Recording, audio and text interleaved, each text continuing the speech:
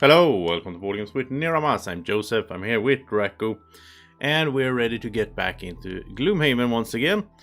We are going to continue the core quest today. Might do some side quests as well, but we are now down to a 3-man party again. We did have 4 there for a few streams during the weekend here, but I think 3 is the best way to play. If you're playing solo, play 3-handed. And we did retire our Bonesaw, the Santa character, and that was kind of tragic and dark and everything, how that turned out. But anyway, let's not get into that. So everyone is level 9, which is a little bit boring, because we're not getting any XP and so on. So now I'm sort of looking forward, actually, to retiring some other characters, which will happen here sooner or later, I guess. Okay, we do have a side quest. Where is it? It's over here somewhere. There we go. This one we haven't done, so this was unlocked because of that retirement of the Santa. So this is a side quest we could do, but I am also eager to get going here and go up to the mountains where we continue the sort of main quest here, the Treacherous Divide. Is find out why the artifact was linked to this location. We already had 2 of this quest line. That the artifact, whatever that is, was linked to that location, and now we're going to look at this place as well and find out what's going on. We need to destroy a altar in here. So let's travel up here and we'll see what it's all about.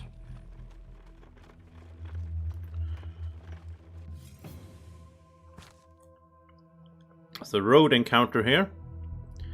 At first the man looks dead with numerous open wounds and lying in a pool of blood in the dirt. But then he coughs and whispers something unintelligible. The man looks pretty bad off, likely attacked by some wild animals. But it's possible he could be saved. Are we going to... So brutal, this game. We can help the wounded man as best as we can. Or we can let him die and take his belongings. I think we're going to help him. Yeah.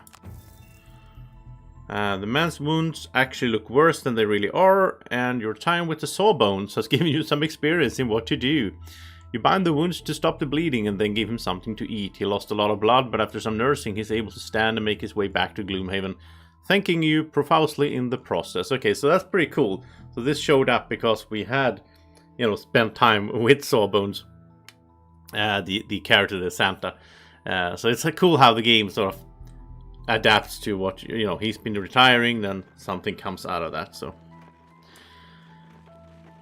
We did get some reputation, which I don't know if I like that. But... You climb the frozen peaks of the Copperneck Mountains, lamenting that every location Hale has sent you is in the most unforgiving, inhospitable place possible. As you near the base of the mountain you seek, one of the tallest in the range, you look up at the larger of the 2 peaks. The massive spire is hopelessly daunting. There's no way to scale it directly. Luckily, the mountain's secondary peak has a much more gradual incline. You begin your ascent, hoping it'll be easier to cross over to the main peak once you get higher. As you near the secondary summit, after trekking around the mountain and through the snow, you catch a glimpse of a narrow bridge joining the 2 peaks. It looks treacherous, with a sheer drop to an icy death on either side. Still, it's better than nothing. Thankfully, you're able to cross the bridge without incident. As quickly as you can, you escape the rising storm of ice to find some semblance of shelter in a nearby cave. With every step, the angry wind bites deeper. Unfortunately, you find yourself not alone as your eyes adjust to the cave's darkness.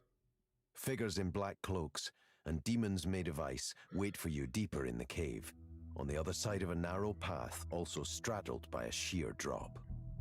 A voice booms out over the howling wind, which you notice has continued to claw at you, even inside the cave. You are not welcome here, mortals. All that awaits you is the embrace of death. You ready your weapons. You can hardly see in the freezing dark, but you're determined to make sure death embraces someone else. Okay, so battle goals. Now, Dwack already has all his perks. I think the same... No, she has 1 left. I think Dark... Yeah, Dark already has all of this as well. Which again is a bit boring, so I do want new characters, right? So what is her... Your health at the end of the scenario is equal to 2 or less. Or kill an undamaged monster with a single attack during the scenario. I think that could happen. I mean, from one of her summons, obviously. And so that's the only battle goal we really can do here.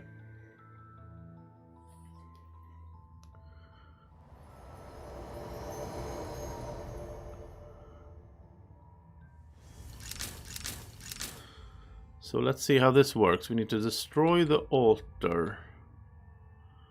Okay, so it's probably in there. Only one more room. There's a treasure chest though.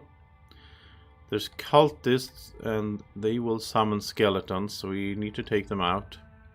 Oh, look at this. There's ice in here. Okay, this is obstacles. Okay. So it's not difficult terrain. I thought it was first, but it's just ice. Oh, it says this obstacle cannot be destroyed or moved by the abilities. Normal obstacles can, if you have a character that can destroy obstacles, but these can't. The traps are damage 7 and immobilize. Okay. Some bears there as well. I think, yeah, doesn't look too bad. Let's get started here with some planning. So the black arrow maybe.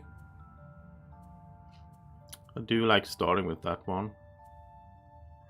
We can push. Oh, so we could push the... Okay. That's good. We could push the bear into there. Into the trap. And she can... I think she probably will go for the ranged. I do like that taunt shooter. Okay. So cultist... Oh, if we kill... Okay, they're not going to do anything. They're going to move, but they're not going to reach us. If they die, they will do an AoE. K-Bear will not move. Okay. That's pretty good. So as long as we stay away from the... Like, not stand next to them, it's fine. Frost Demon is going to move and attack 4 and 3. Yeah, they're not going to reach anyone either. These guys have 4 range. Yeah, I don't think we're gonna get hit here in the first round then. Let's move up here. Let's push the bear in there. I love having some push effects available. And now it's also immobilized. It doesn't... Yeah, it's immobilized, but it wouldn't move anyway. Let's range attack the other one.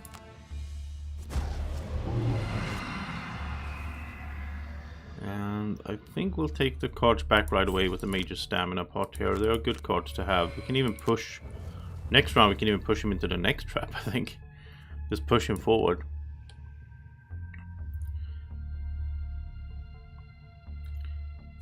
And, okay, it's good that they already acted, so then there's no danger for us to go up here now.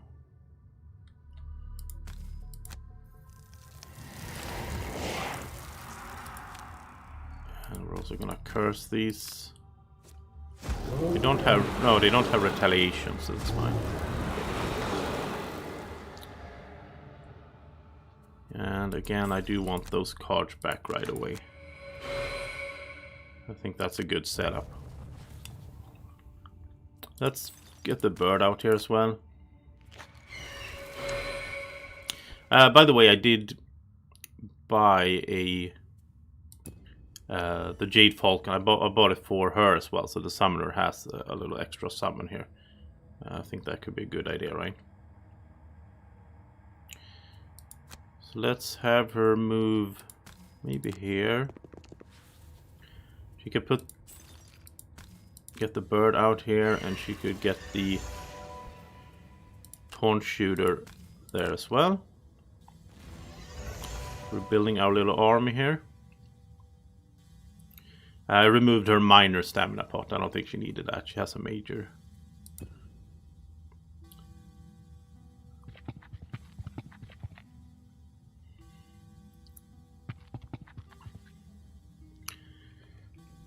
Yeah, so I always look forward to these streams every day.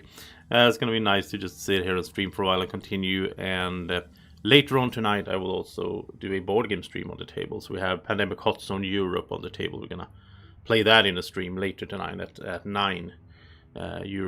Swedish time or Central European time tonight.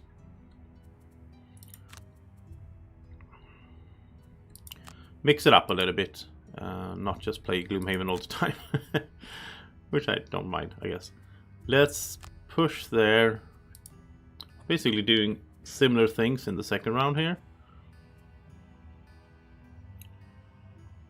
And we could go for that, and maybe get the other ranged summon out. They're so good to have. Now they're gonna summon Living Bones up here though. That's a bit annoying. They're gonna shield heal. Okay, that's fine. We're not gonna get to them now anyway. The ice guys are going to move and attack with Pierce. Alright.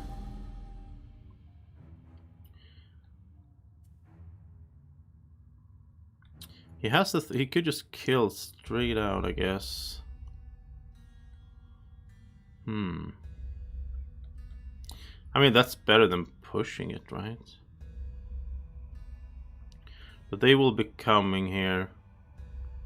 Yeah, let's do that instead then. Let's move up to this. And he can use the frost here and the darkness combined to just kill it right like that. And then he can do on the bottom here.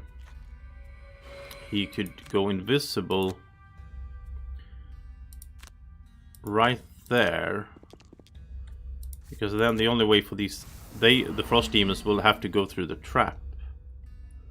Because they can't move through him. So that's a good one. Hey Lex, no, I know. I didn't. I had other plans for today. I wasn't planning to stream today, but plans change.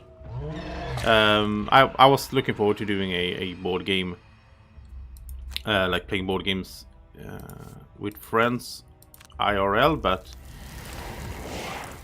yeah, things changed, and so instead I'll be streaming today, which isn't bad either. All right, that's good there.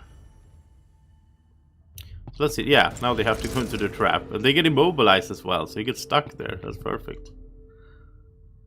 Nice. I like how you can use invisibility to force them to not move or move in a certain way that benefits you. We did that very well in last stream yesterday, just standing in a doorway, being invisible, which feels a bit exploitive, but the game permits it, so.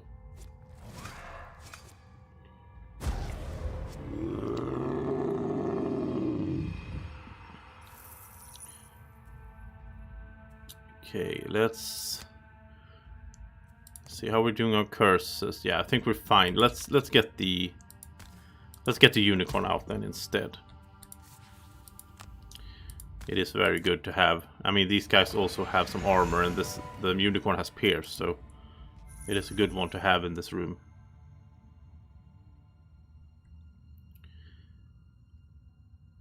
Oh, I missed this. All mercenaries start with 3 curses, which doesn't happen for us because we have the perks to stop that. But at the start of every round, ice is set to strong and fire is set to inert. Okay. So we always have ice here, which actually is pretty good since we don't need ice in particular, but the Night Shroud can use ice as the second thing if he wants to, like, have darkness and that and so on. Not bad. Okay. Let's see if we do some attacking there. And we could just go, are these? Yeah, these are no. Oh, that's a normal, okay. Yeah, I like this one here. Extra attack since he's invisible, and he will go invisible again. Do like that.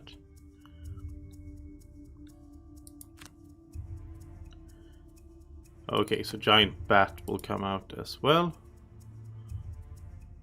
Let's get Baneful Hex into play.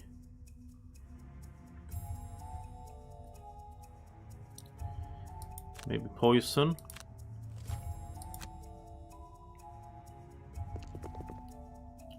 So cultists are moving again.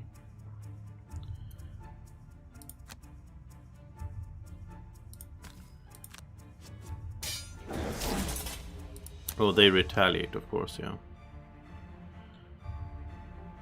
Let's keep moving up here.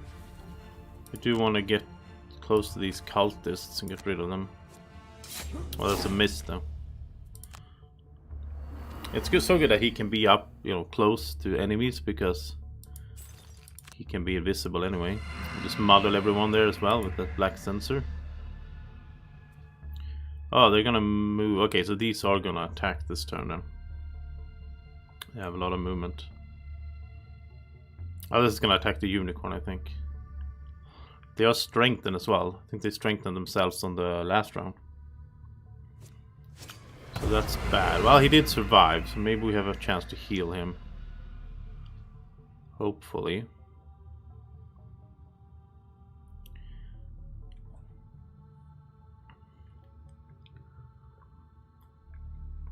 They always take such a long time to load these dragons and drakes.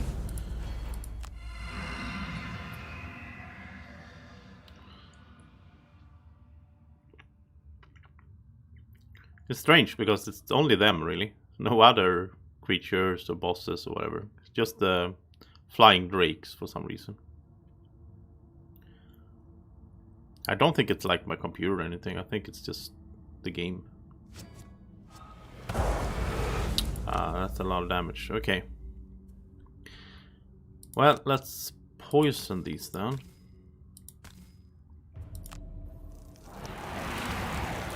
Get Baneful Hex active. They have a lot of curses already, so can heal there. There's no more. Oh, there's one more trap. Okay, let's force this one. No, he's immobilized. Okay, that was bad. Oh, I should have seen that first, but okay. Ah, well.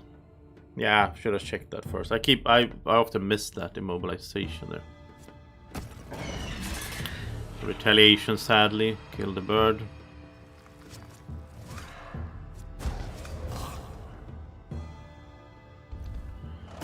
Oh no, it's gonna oh, it died. Okay, so it didn't retaliate against the unicorn, so he's still alive. And now we're gonna heal it for sure. Let's make sure we can keep it for a while at least. I like her having the ability to just heal there.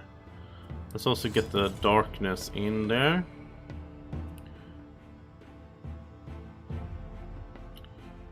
And she can just move, I think. Get the bat here as well. I think she could pick up, yeah, she could pick up some cards here. That's a good one. That's a good one.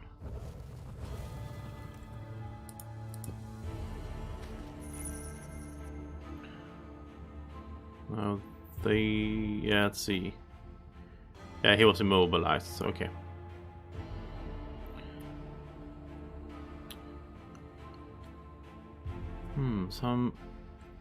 Thinking some AoE here maybe.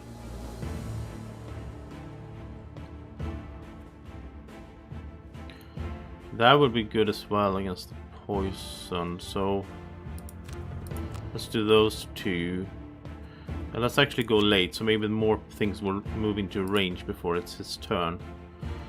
I was thinking of Swallowed by Fear for this one here. Let's short rest.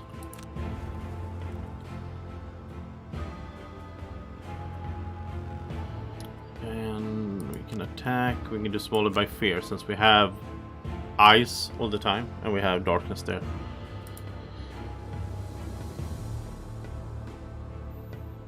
Maybe some attacking there, and some 2 summoned allies can attack. That's good as well.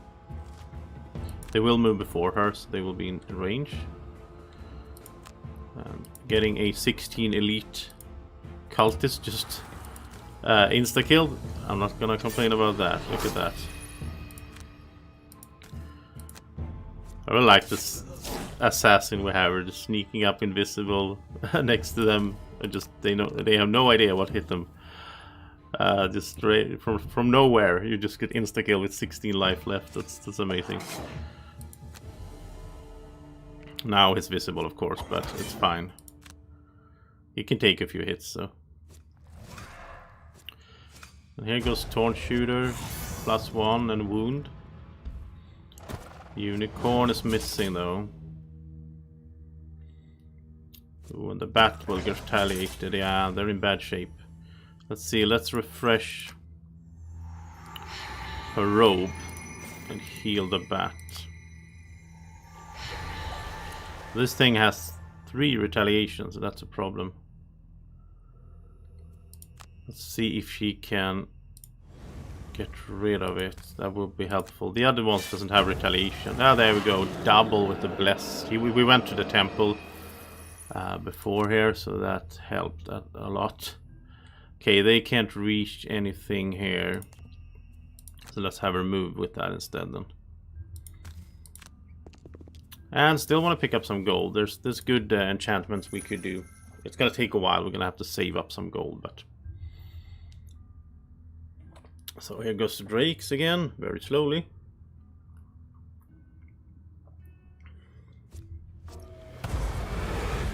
No! Kill the unicorn. I don't like when they kill the summons. At the same time, it's in a, you know, in a sense, it's summons acting as meat shields, right? So,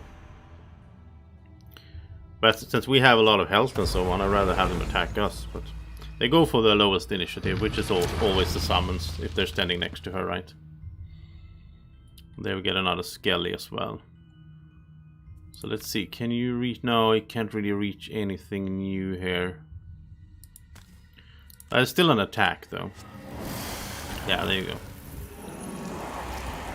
And then he can do this, just some extra damage from the poison ones.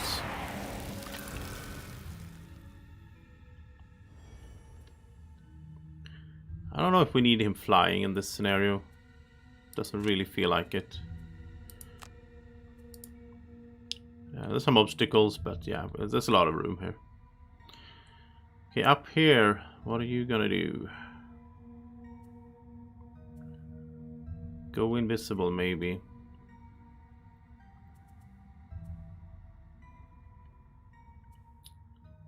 Let's have him go invisible on the bottom of that, and then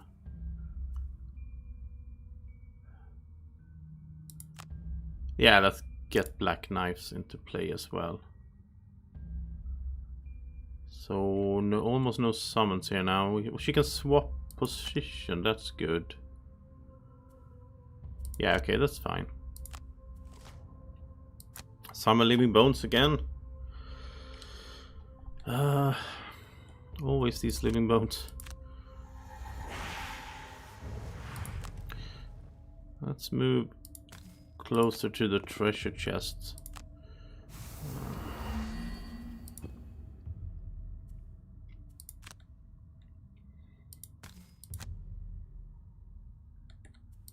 I love that he can heal. As soon as he moves 4 or more spaces, he can just heal one. Let's shoot here. Let's also do...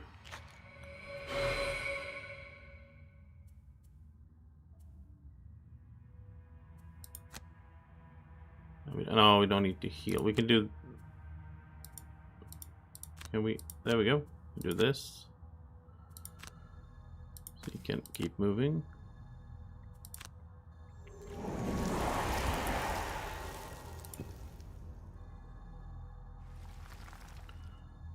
And let's swap position with the Taunt Shooter so we get it closer here. Now it might get attacked right away, I guess, but can also make it move and attack right away. Let's put it over there. It's kind of protected a little bit by the trap there. Nice. No summon now then.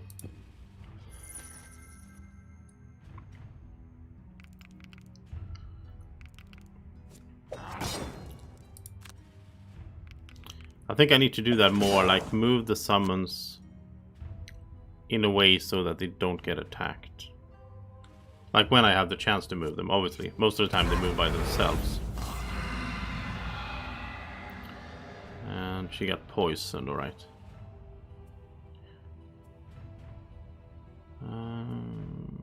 Okay. Well, he's just gonna... We can just loot here, pick up the chests. She needs a short rest. And I think she's gonna just shoot at the Drake.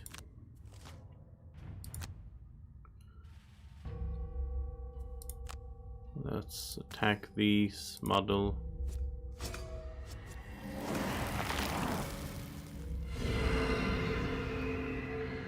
I think he needs to heal a little bit as well.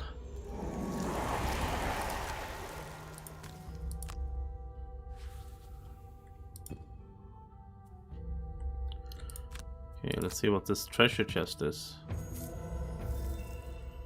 Oh, that's boring. Wand of Darkness design. We already have that.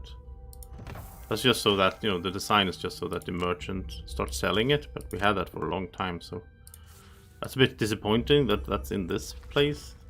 I guess it's like in multiple places so that you have more than one chance to get it through a playthrough, right? It would be fun if they just switched it up so you got something else if you already have it, like gold or whatever. The game should be able to tell that, but of course this is based, you know, it is a portal of the board game. So the things in the treasure chest are going to be the same that they are in the board game, right? So a lot of curse misses now, that's good. We still have some curses, so okay, no, short rest. And just some attacks here, I guess, against these.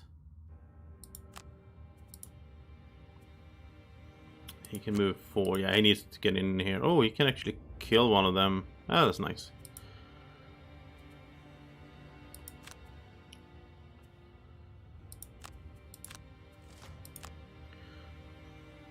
It's even better when they shield heal. That's not going to help against his super attack here.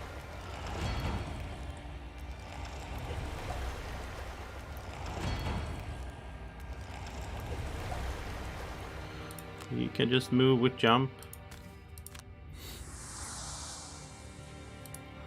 And boom. No problem.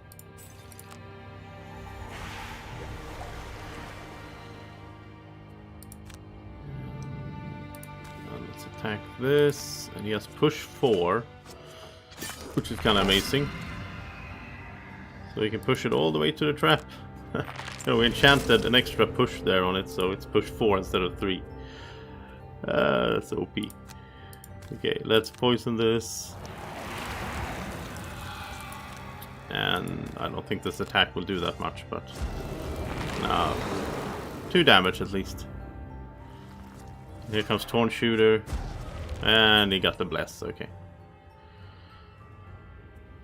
All right, so let's have her. Do it this way so she can move the Torn Shooter a bit so he gets closer to the action. There's only one small room left, but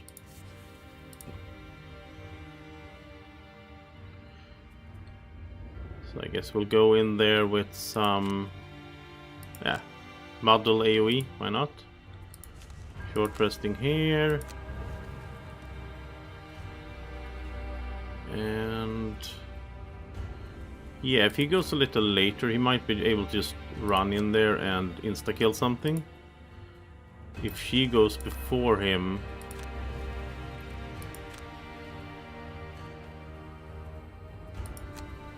she can get darkness in there with that darkness wand that she already has. You know, the thing we just unlocked, but she already has it, so. And this is good. We can make... Oh, he's not gonna move, yeah, because he moves on his own, okay. Let's put Void Eater out here. And Darkness. She can also remove the poison on herself. Alright, so he's just gonna run in here, hopefully end up next to a normal enemy. Hoping to get the drop on anything else that may be waiting in the cave's next chamber to attack you, you bust down the door and storm in. There are more enemies in this cave, of course, but you're more concerned about the glowing white orb behind the crystalline demons. The pieces all start to fall into place. They are controlling the weather here, blocking your passage to the peak. If you can destroy the orb, you hope the punishing weather will subside. That has 21 health. It doesn't have... It's immune to everything, I guess, but it doesn't attack or anything, so we just need to smash that. Sadly, though, that's an elite, so we can't get next to the normal guy for this effect, but... Ah, well.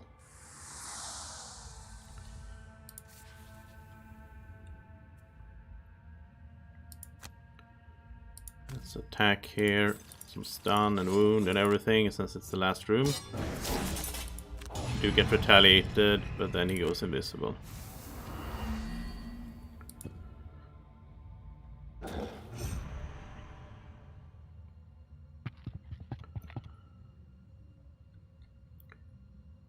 So let's muddle these.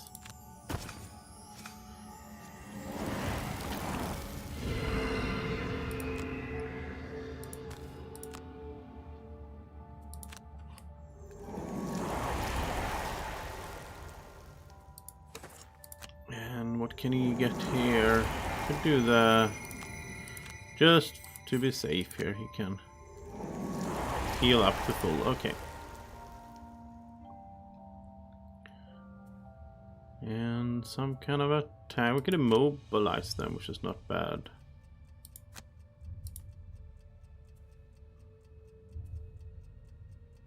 Oh, that's a good attack from invisible as well. And she needs to get her cards back. She needs to get 4 burnt cards back.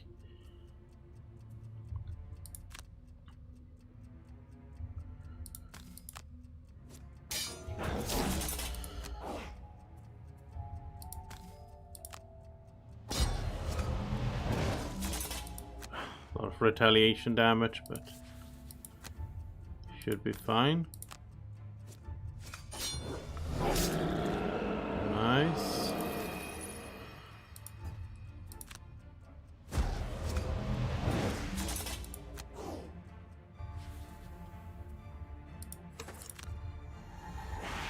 And he could get some healing back as well.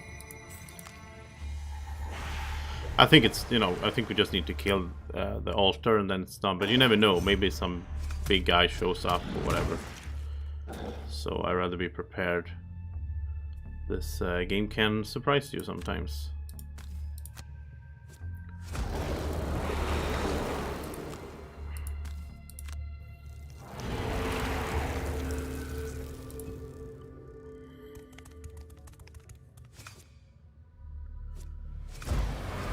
There we go, so that's done. It's wounded as well, so let's get her cards back.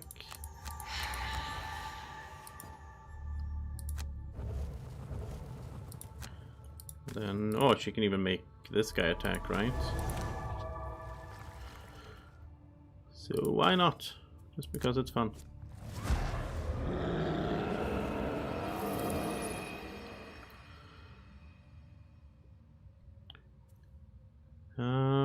Okay.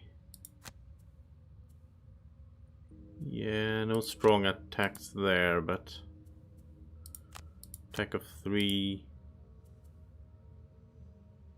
She could get the unicorn out up here. This is gonna be quick, I think. Just smash that altar. It's actually better to just go up to it. It's not often we do a normal attack with the Plague Herald, but it's better to do a 2 attack than do a 1. We don't need to like poison the... You can't poison the altar.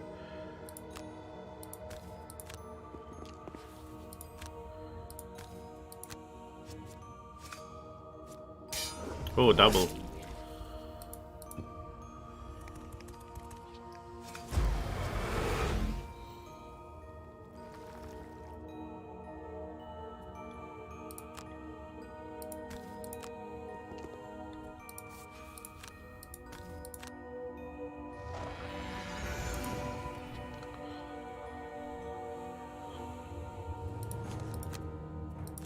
Very easy mission here if this is it, and I think it is.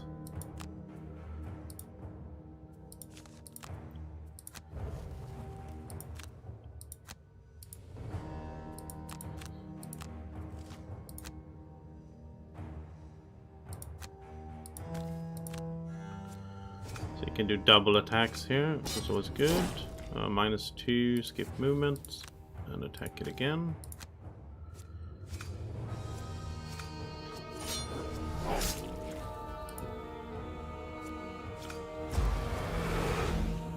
Probably taunt shooter that gets it. There you go. And then we just pick up gold, I assume.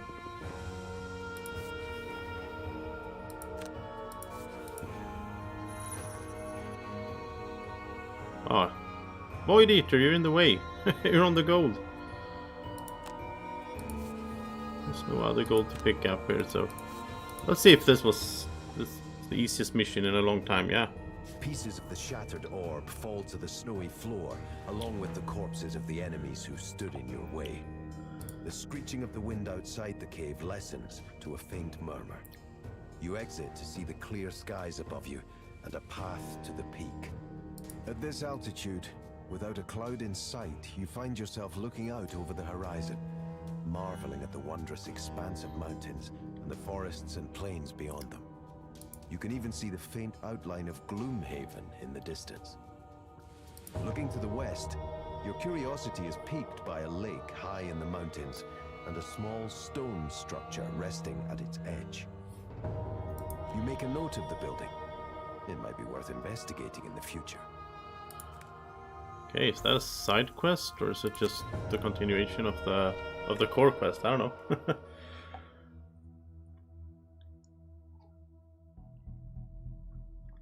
I almost wish this game was like more open world, that we could just go around and like investigate places. And I mean, it's sort of what we're doing, but it's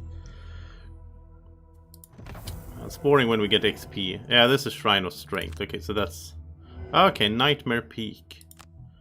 All right, so we have. Is this a side quest? No, this is part of this core quest. See what secret lies within the ancient temple. And this is the core quest boss. Okay. Kill the winged horror. Alright, so we could continue there if we want to, without going back to Gloomhaven. I don't see any point in us going back to Gloomhaven. Not right now, so let's just continue. Let's do this later then, I guess. Yeah. Yeah, okay. This will retire. If we complete this, this will retire 2 of our characters. But I'm fine with that. Again, it's fun to have new characters and level them up and everything. With the ice altar destroyed, climbing the rest of the way up the mountain is thankfully uneventful. You're almost enjoying yourself, admiring the view of the entire countryside, when the view suddenly grows dark, despite it only being midday. You're very close to the peak now, and you surmise that this development has something to do with the evil presence at the summit. A sharp screeching rings out, and you crouch down, squinting through the darkness. Near the peak, you see many dark shapes scrabbling and writhing, as if the mountain itself is alive. Squinting further, you notice that the writhing is moving down the mountain toward you. It seems your presence has not gone unnoticed. You ready your weapons and prepare to fight your way to the peak. Alright, Nightmare Peak. So Frost Demon, Night Demon. Oh, Savas, these guys are really annoying. I think they can summon demons. Wind Demon and Winged Horror. 42 health, immune to most things. Yeah. Okay. This is gonna be fun. I like boss scenarios. So let's dive in here.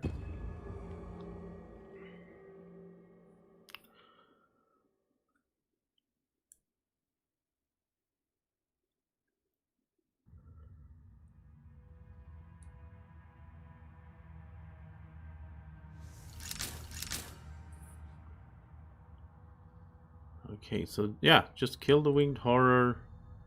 Probably in here then. We need to go through this. And we have stun traps, a chest. There's the ice store. He's annoying, I think. Some night demons. But before we start killing things, I need to take a really quick break. So I'll be right back.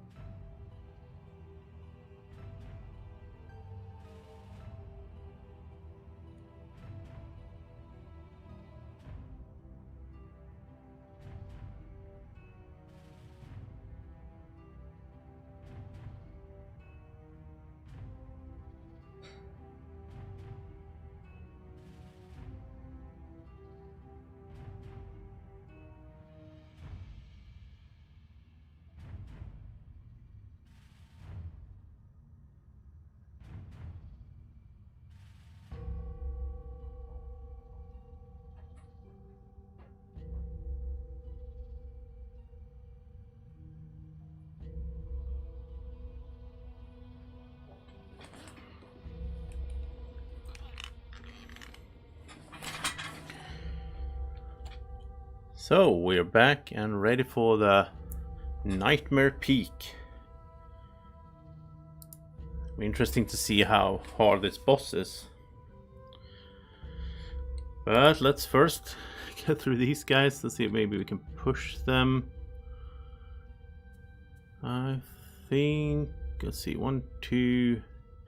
We'll start him here.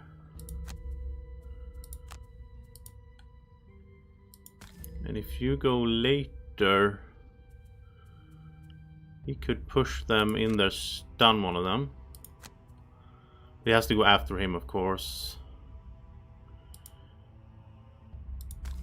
And she has a good spot here, I think, for Thorn Shooter. So they are gonna move first. That's a problem, though. Oh yeah, he's gonna summon Wind Demon. The Savas, they are so nasty. We only met them once before, I think, in the whole campaign, but I do remember them. That's hard attacks as well. Okay, well then, you don't need to move. You can just curse here. Kind of funny that you can curse a night demon, but that's how it works. Get them poisoned is going to be helpful as well. A little birdie behind here. And get your cards back.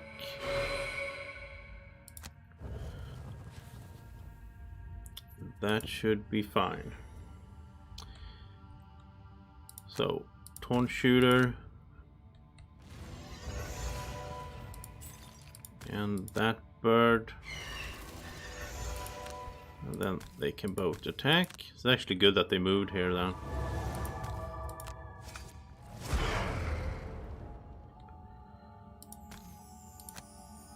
It's good that she has a little item summon as well, so she can get double attacks there on that card. Divided Mind in the first round. Back when she didn't, I felt like sometimes it felt a little bit wasteful to do that one and just get one attack out of it, but now it's good. Of course, she needs to go late then, so that the enemies can move up to her. But that happens a lot of times anyway. And look at this, I didn't plan for this. Look at this, all of a sudden we can insta-kill this guy. I didn't plan for that at all. But I don't mind, I'll take it.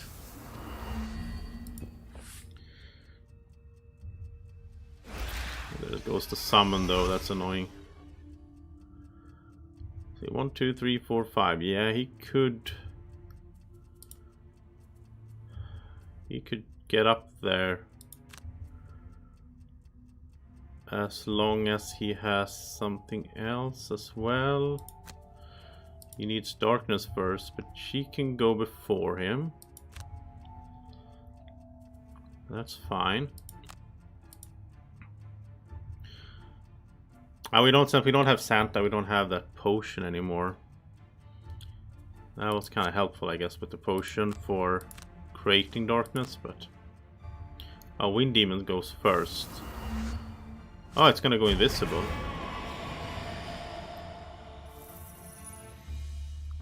Wait, what just happened? Oh, Torn Shooter killed it. Oh, there was no wind, or... No, it is invisible. Yeah. Kind of looked the same, but okay. Alright, that makes sense. So then we can't kill it, but we can kill this one. This is a normal. Can he reach it? 1, 2, 3, 4, 5. No, he can't reach it. Okay, then we'll have to switch up the plan then anyway.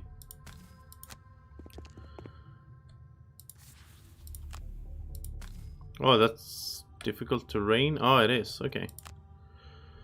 I didn't see that at first. Let's not forget about the treasure chest as well. Let's do that. Get these back.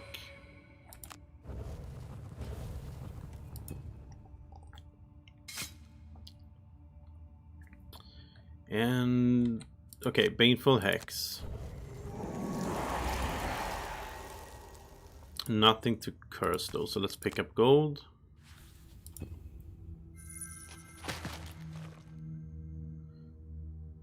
And now he can't reach that. He could do... oh yeah, it's difficult to rain as well. Okay, let's just...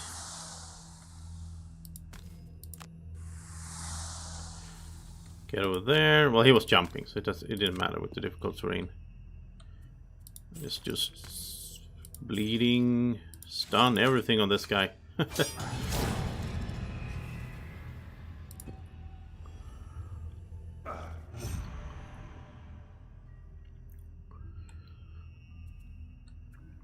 Okay, I think he should be flying here. There's a lot of traps and stuff in the way, so.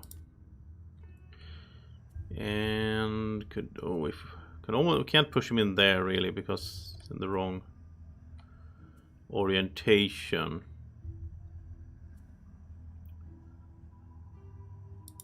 Can do a strong attack on him at least.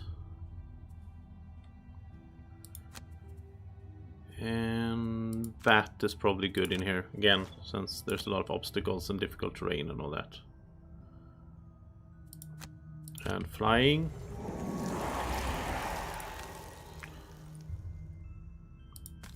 So helpful with the flying. He can even stand on an obstacle, right? He doesn't even take up a spot from everyone else.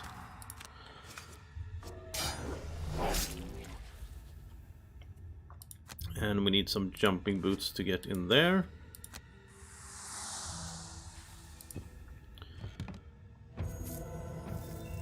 $30 gold. Oh, that's gonna help for enchantments. That's nice. Well, actually, he will retire anyway at the end of this. So this is probably the last scenario we play actually with the summoner and the. I can never remember what his name is. Night Shroud? Well, not his class is. Darko, anyway. What's a Night Shroud? Is that it? I think so.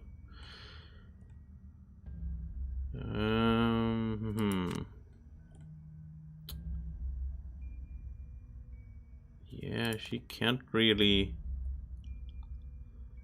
Her trap is messing everything up.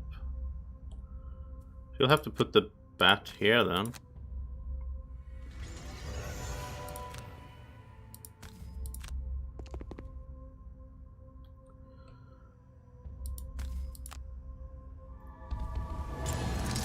Oh, well, now the horse went into the trap because it moved on its own.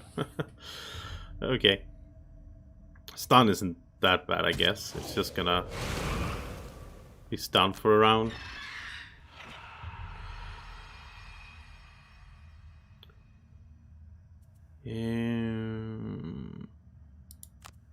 Alright, let's heal a little bit.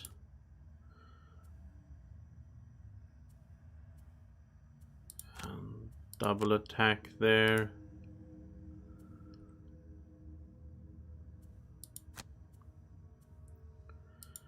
And let's get Void Eater as well. It's gonna be very crowded in the next corridor, but Night Shroud, yeah, that's the name. I keep forgetting what. It's kind of weird because I guess when it's his turn, you do see the name, right?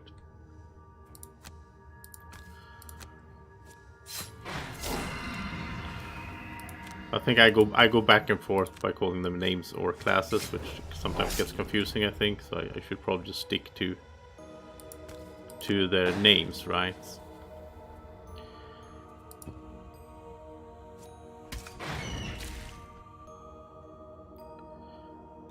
Okay, let's heal a little bit here. I like that Plague Herald. Well, now I say Plague Herald. Wacko, I like that he has a heal. Well, like multiple target heal. Like this, you know, cursing and damage dealing, but then he also has a little heal. You know, it's nice.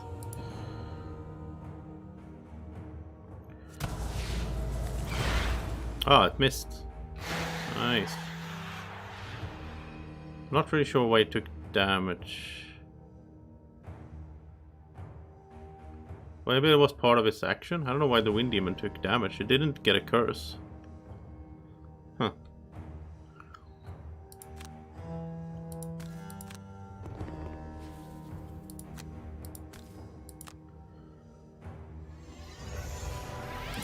Okay. Oh, he's pushing everyone. Oh, look at that. He pushed the unicorn into the other trap. It didn't matter though, I guess, since he was already stunned, I guess, but well, you know, it's gonna be stunned next round, and then it get cursed. Okay, nice. Alright, let's keep cursing them, actually. It's a good idea. Let's move into the next room. I like to have that one, though. Actually like those two together if you go later, and she can get darkness in play.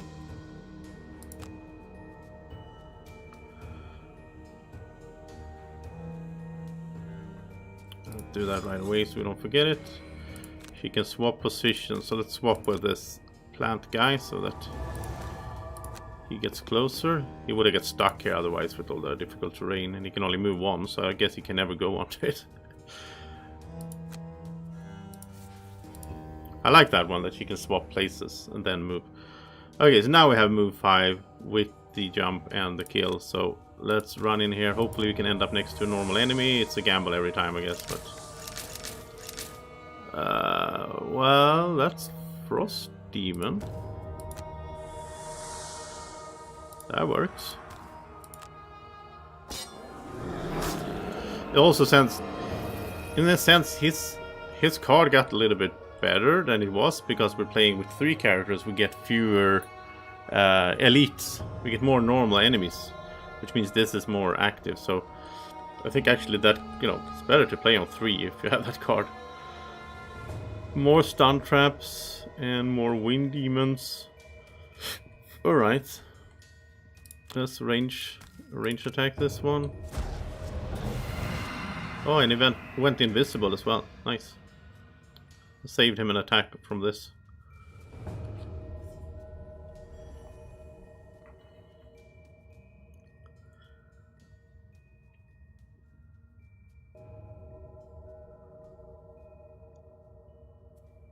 So let's see how long he's gonna go to.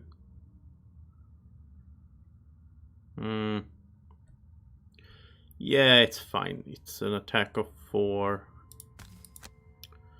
I think it's fine. I do want him to get up here so he can shoot at least. Oh, I can even stun it, so then we don't need to take that attack. Because the boss, we're not going to be able to stun the boss anyway, so we don't need to save those items for the boss, I think.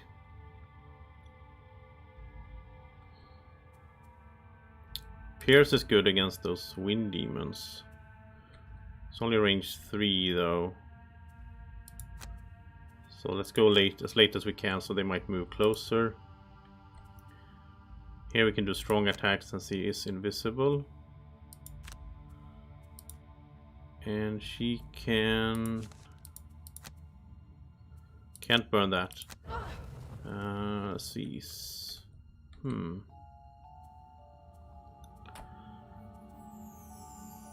Well, she can move 3, I guess. I don't want to swap here, but...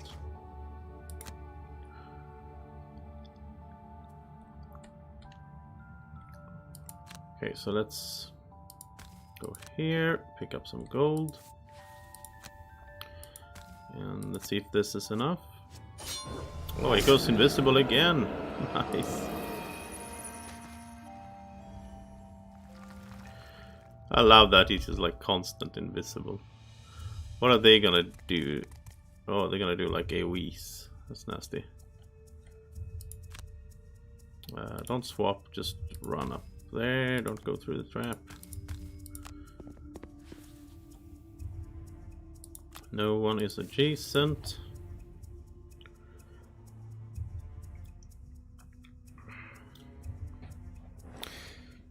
Yeah, so this will be bad for the unicorn, yeah. And disarm as well.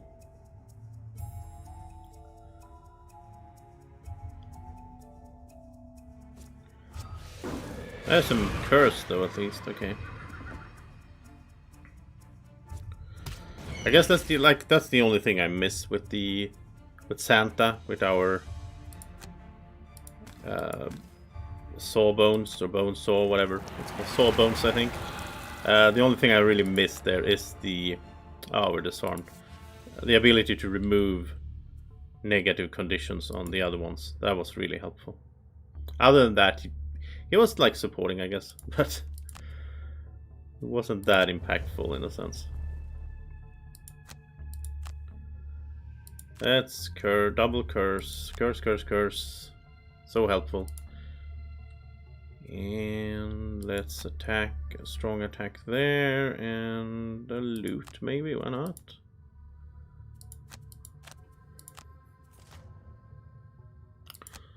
Oh, they're gonna disarm again? Yeah, I think they always disarm, right? The elite always disarms, yeah. Let's see what we can do about him. This is an attack of 8.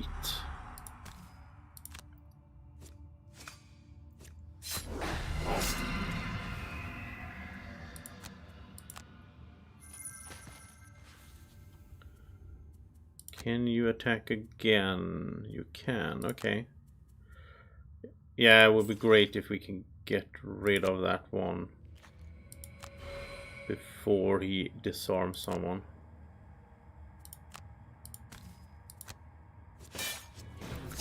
Ah, one away. Okay.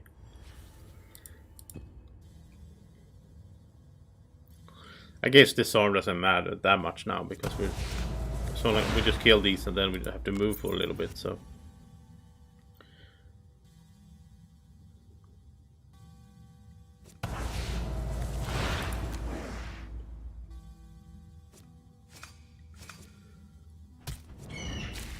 Oh, Jade Falcon kills him. Jade Falcon is a good summon. That's not the first time that they got through armor and everything. It's impressive. Let's curse here. But of course they have their own, like their summoners modifying deck, so that's why we get those results. Look at that torn shooter. Alright, let's... Oh, we can make them move a little bit. I mean, we need these, I guess, against the boss, right? But they are very slow now. Well, at least the plant is.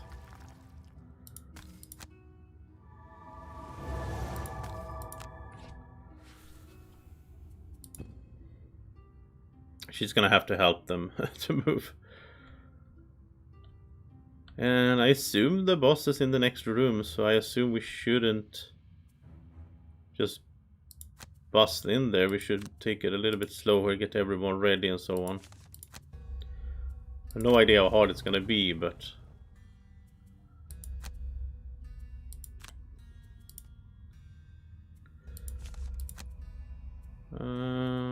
yeah, we got it. We can't redraw because we might lose our recovery card, and that's terrible. So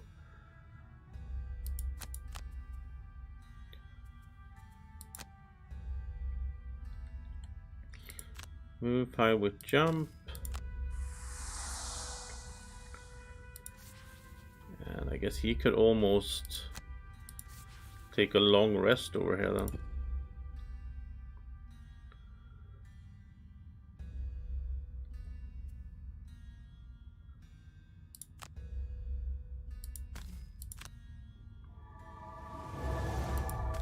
Yeah, there's like difficult terrain, there's traps, and it's gonna be really hard for the summons to get anywhere.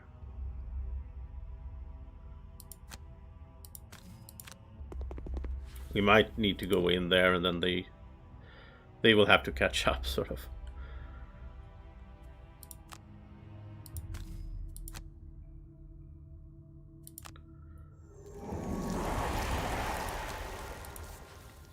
So far, this scenario also has been really easy, I guess. So I hope, in a way, I kind of hope that the boss gives us some challenge, right? I don't think we can stun it, but there might be other things in there. So let's have a stun ready anyway.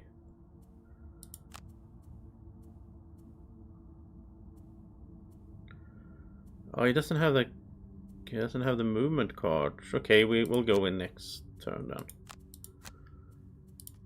Let's not use those. Let's just set things up. Because now she needs to do her get cards back action. So she's gonna be behind. We can't avoid that.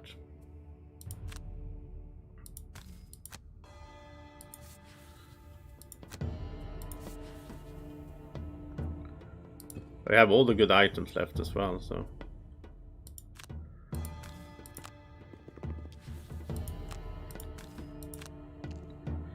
There we go, now it's ready to go in there. Let's get his good movement card back. And also that one is nice, we can go invisible.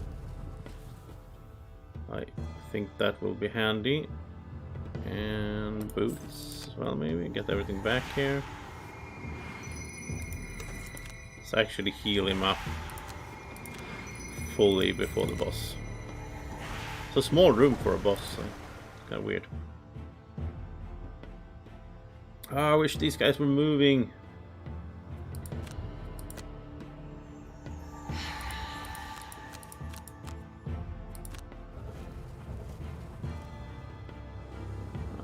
Yeah, I can't do that. Okay, we need to get in there.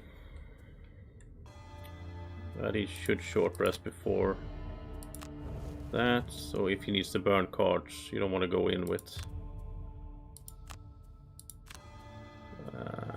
There we go. Good movement. And he can go invisible if need be. She can move a bit, but she needs to go later so that they open the door first, because that way the summons will start moving. Right, let's see this boss. You make your way through the dark fog and find a small clearing at the summit. The screech once again pierces your ears, and a massive demon with a multitude of sharp claws and leathery wings lands before you. You dare approach my nest? You can barely make out the words from its high-pitched wailing. I will harvest your corpses and feed them to my children. Okay, winged horror. Poison, disarm, muddle, stun, curse. What can we do to it? We can immobilize, I guess. Is that the one we're missing? Yeah. We can't curse it. That's annoying. Oh, look at this. The stupid Savas. They're gonna like disarm. They can disarm. They can Summon demons and all that. Let's go up here. That's an elite. That's a normal. I guess we could take out the normal pretty easily. And we can't... Oh, we can wound it? Okay, let's wound it. That's the one I was missing. Double damage. Go invisible. Sweet.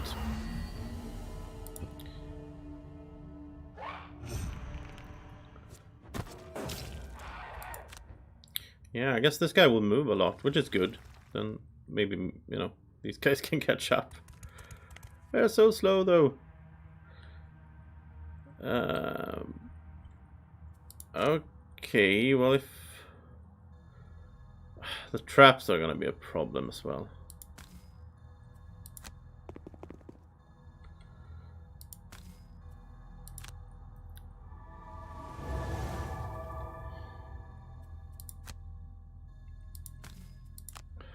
There's no way around it. We'll just...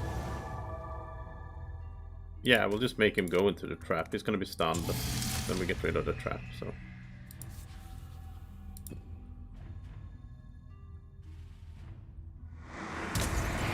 Wow, that's range. Dude, range 6, okay.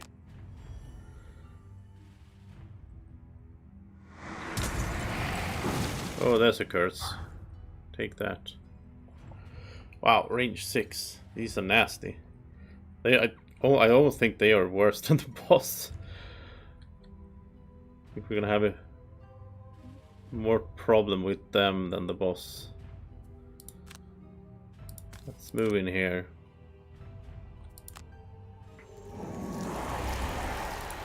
Let's stun this guy at least. For next round. He probably wants to summon or whatever, so. Do we have any good bottom action we could do right now? Not really.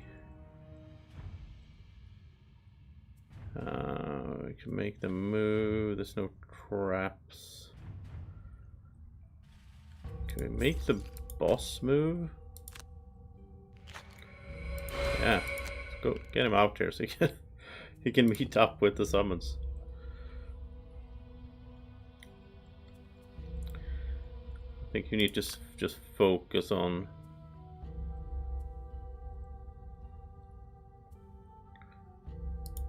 that one.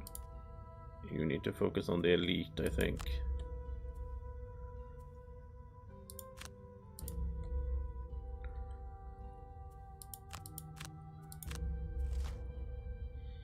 What? Summon 3 winged horror eggs. How does that work? Will they hatch? I don't know. Maybe this is way harder than it looked. Just like... But these guys are a problem for sure. That's... He's gonna push it. He's gonna do the range thing again. He's stunned though. Well, if I stand there, I don't think he can push me into the pillar.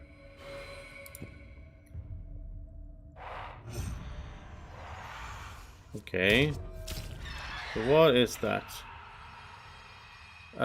Winged horror egg. 5 health, immune to everything.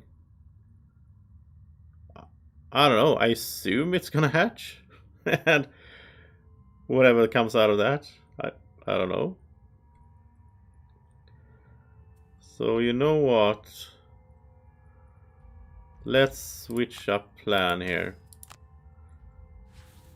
Because now I kind of want to do this. AoE.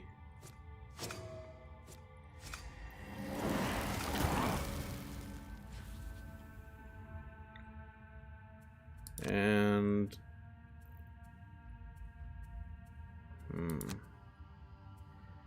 yeah, let's use this for the stamina pot.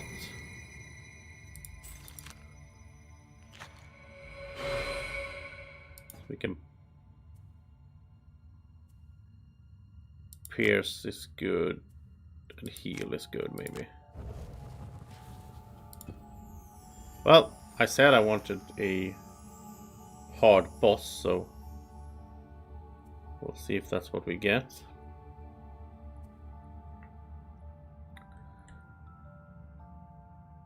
And she's just on movement duty here. Let's try to get these guys to move somewhere. He's stunned though, so.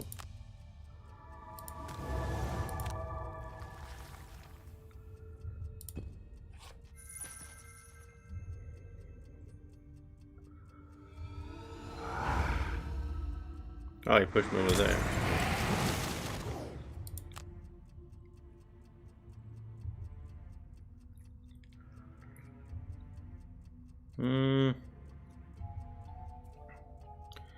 Yeah, I think we'll go for pierce and heal. And I feel like it's kind of, maybe we should try to do that. We should try to do this, kill an elite this way. How would we do that? Let's see. Okay, she can still do dark. It would be helpful just to get rid of that guy. Can he do anything? He can do dark, but we need something else. Can do wind with that, but... Huh. Now I wish he had a potion or something. Okay, we might need to set it up for the next round then. So meanwhile, he can do dark himself, I guess.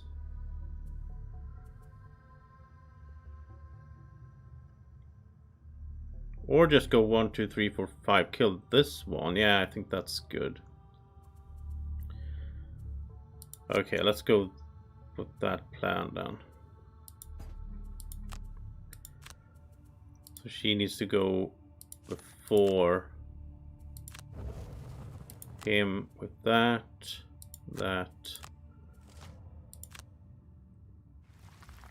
Come on, Tar Shooter, you're getting close. Okay, so we need to do Moon Earring to get her wand back. So she can do dark here.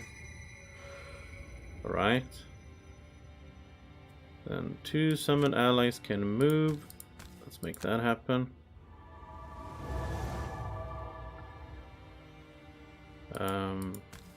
I wanted it the other way around, but okay.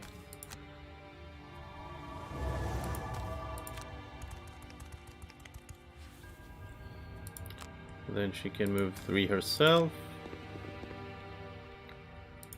And this can move 3. Worried about those eggs. Are they gonna hatch or something? I don't know. Is there a timer or maybe they just stand there. Maybe it's, I don't know. Okay, let's get rid of this guy. Just quick and easy. No modifiers involved. Just boom. Like it. You can pick up the gold.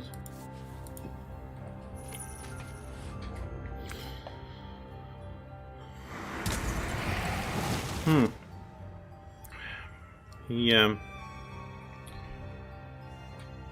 missed at least. So I think we'll just keep doing AoEs on these, since I don't really know what's gonna happen with those eggs. Don't want them around. And what is he gonna do? Attack all adjacent enemies, attack range. Oh, he's gonna hatch all eggs. Okay, there we go. Sounds fun. So they are gonna hatch. Let's get up close and personal with this one. Huh, interesting.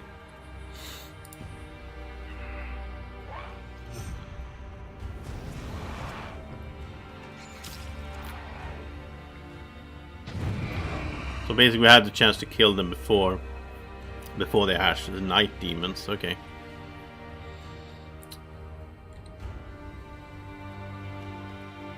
I kind of say that like, yeah, whatever, but it's no good. Okay, let's do that.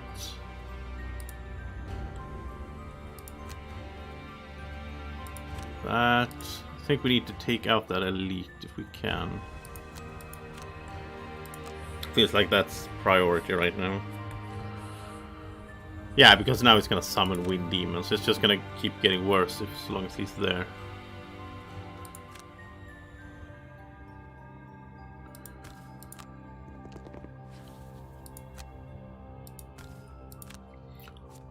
So much health though.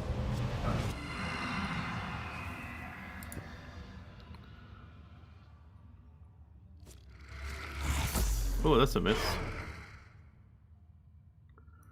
Oh, they're doing ranged attacks, yeah.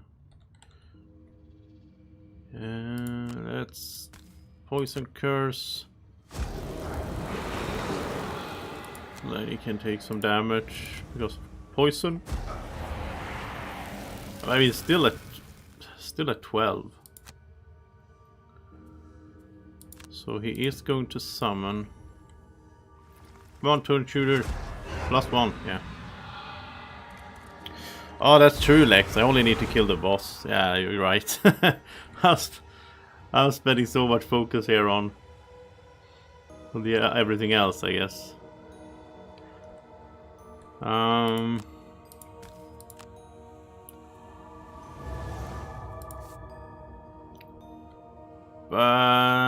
Okay, let's hit the boss a bit though.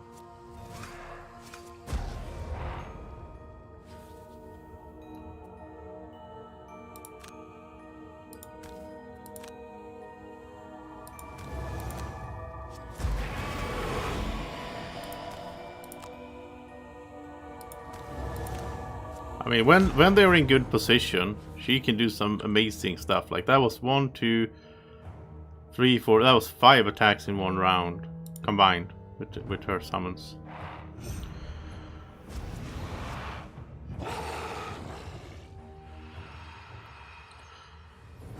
Yeah, this is getting out of hand. He's just gonna keep multiplying up there.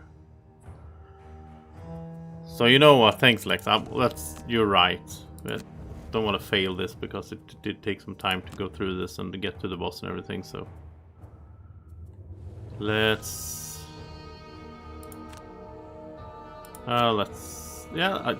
let's go with this here.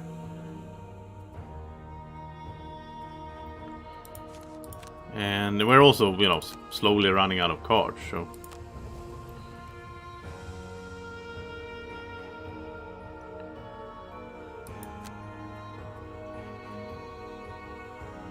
Okay, well, we can jump in here, kill one of them at least. That's good.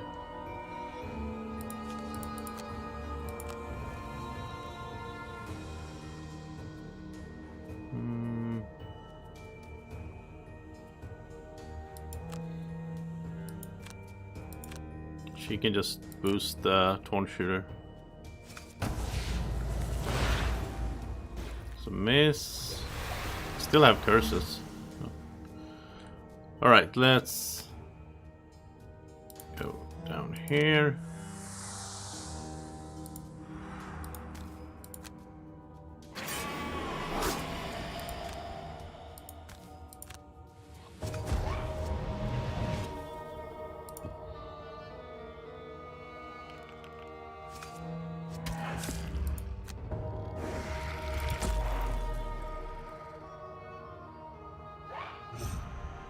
Oh, more eggs. Okay. Oh, 5 damage. Yeah, we need to focus on the boss.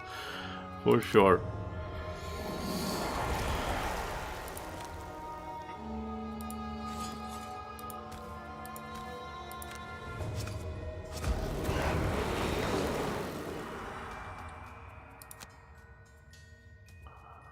No attacks on the bottom, I guess so.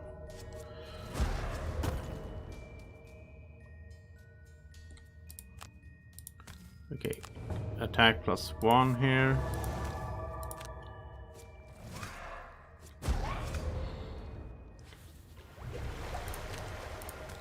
Can attack again. Now I think we'll go for that one though. Thin them out. It's like a sniper over here. Thorn shooter.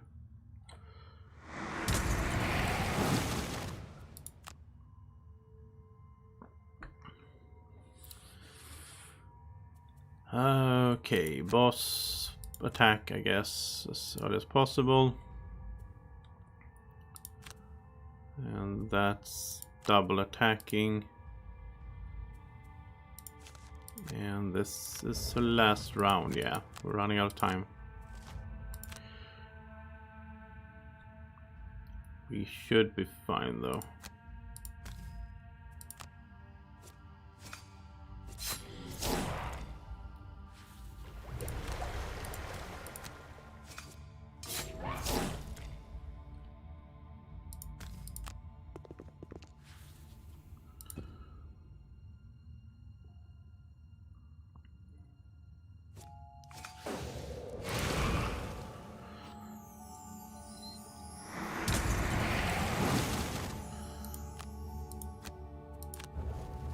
Hey, Buster.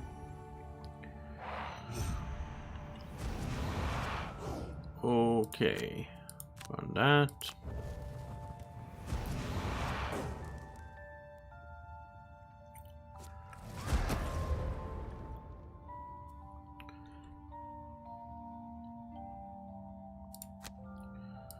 See if it's Torn Shooter who will end this. It does. Double. Black Unicorn can make an appearance.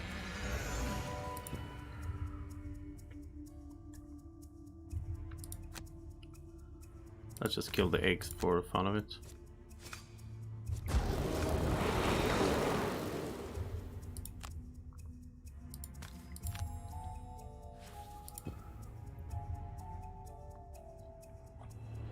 The giant demon screeches one last time, its timbre and intensity modulating wildly as it spasms in its death throes.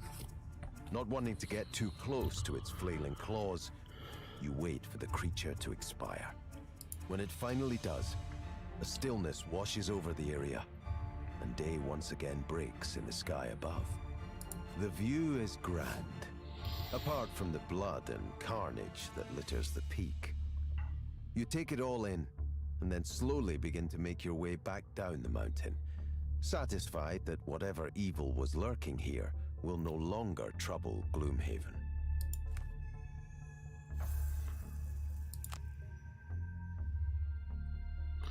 So, this is retirement day. We're gonna get double retirement now, for the first time. So, yeah, it's a bit sad, as always. I'm gonna miss Darko the most, I think.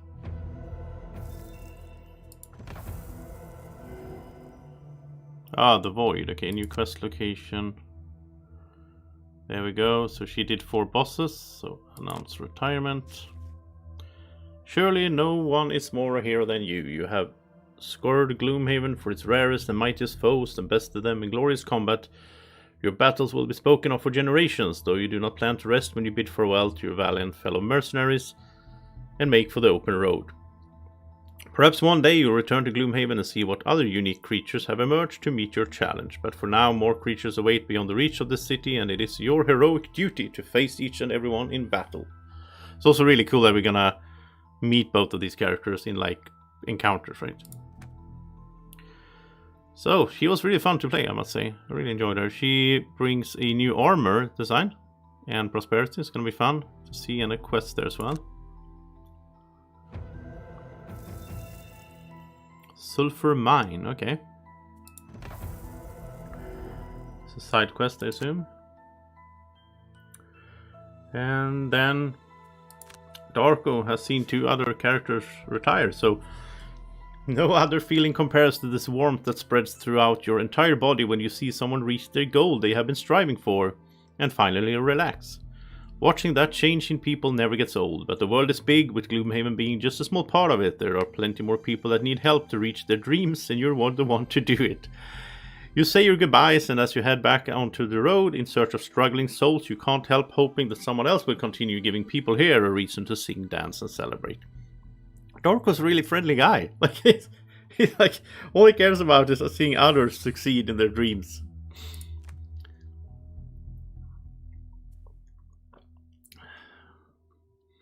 Yeah, he killed a bunch. Yeah.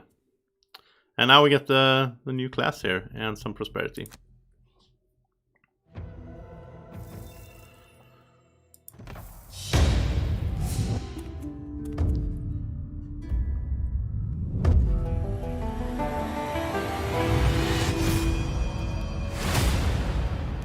So Suit Singer. I played this in my board game campaign 4 years ago. I don't remember much. I just remember it was really fun. I remember liking it. It's like a supporty character. Wow, so Dwack was all by himself. So what do we have here now? The Void. Okay, speak to Hale. Yeah. So the Void is like continuing the main quest, I assume. Where is it? Oh, there we go. Kill the Gloom. Yeah. This is a boss as well, right? Okay, then we have the side quest over here, but this will retire Dwacko, so we want to do that later on. We have this side quest up here. Oh, this is part of core quest, actually. We have the Sulfur Mine, which is a side quest. And we have this side quest, so I guess we'll be back to some side questing for a while with the new characters. Alright, so new characters. We need someone. We need someone here. It's all alone. Let's start by, activating Doomko. So Doomko is gonna come into play. Already created him, but haven't really, haven't leveled him up or anything. So his thing here is that he wants 4 enchantments. So that's gonna take a while to get to 4 enchantments. That will unlock a quest and a new ring design. By the way, let's look at the merchant. Look at the new armor. Sword Edge armor. On the next 3 sources of damage from attack targeting you, gain shield 1 and retaliate 1. But it adds 4 -1 cards. So this is just an upgrade to the chainmail, right? Yeah. It's the same effect. This is shield 1 3 times, but this is shield 1 and retaliate 1. I don't know. It's like a tanky thing, I guess. Not that exciting. And those -1s are, that's nasty, getting 4 of those. I mean, you could have a character that ignores negative item effects, I guess. Okay, well, there's gonna be a lot of upkeep to do now. We're gonna make a new mercenary. And the thumbnail there was pretty funny. So, Suit Singer. She looks so funny. I didn't imagine her having those eyes. I guess she has that in the board game as well with the miniature, but... Quatrails are not only master engineers, but their impressive manual dexterity allows them to also become excellent bards. These Suit Singers are able to empower their allies to great feats and bring their enemies low with a single strum of their lute. Their song system works in a similar way to the Mind Thief Augment. She is especially powerful in large parties, but has low damage output. Yeah, she's not a damage dealer. So range support, difficult high, wide range of powerful buffs. Varied selection of lower half abilities, effective at crowd control, I do like that. Weaknesses though, poor damage dealer, weaker in smaller parties, and dubious fashion sense. Alright. Okay, so we need a name for the Suit Singer. I'm so bad at coming up with names. Do you guys have any name suggestions?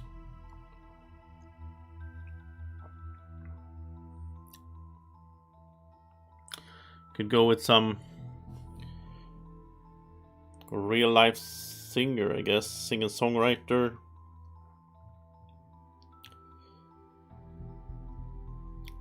A female bard. What female bards do we have? I can only think of Swedish ones. Do we have any English?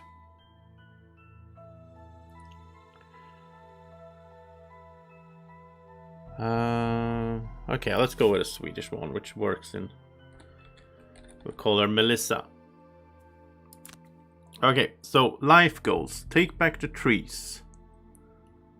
Oh, that's the same reward as the other one has. That's weird. Complete 3 scenarios in the Dagger Forest, then unlock the scenario Foggy Thicket. Oh, I like that when we get like a scenario, like a quest line that we unlock. And this is also, I don't think we have that. But we still have 2 characters that I haven't seen. I want to unlock those.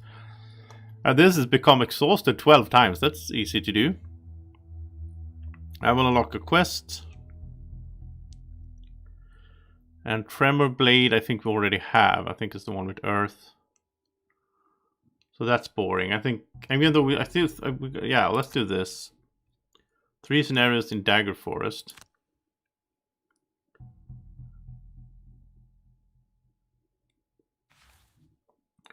But then, yeah, that's also damp. That's boring. They both have the dampening ring design. Okay. And none of them will unlock a new character. So I think in the end here, we might be sort of stuck using... Oh yeah, Janice could have been a thing, right? Yeah. Ah, well. In the end, we might get stuck here with like not having any characters, and then we'll have to... I mean, we can always play. We still haven't played all the... What is it? We haven't played Cragheart. And we did play Spellweaver a little bit. We haven't played the Scoundrel. So I think it's those 2. So we could do like Cragheart Scoundrel later on if we want to. But right now, let's level these guys up. I don't know how this party is going to work. We have a range damage dealer, Cursor. She also curses though. And so on. And then Doomko is, I guess, going to be our single target damage dealer. He's doing AoE. We don't really have a tank in this party, but yeah, we played a lot without tanks anyway.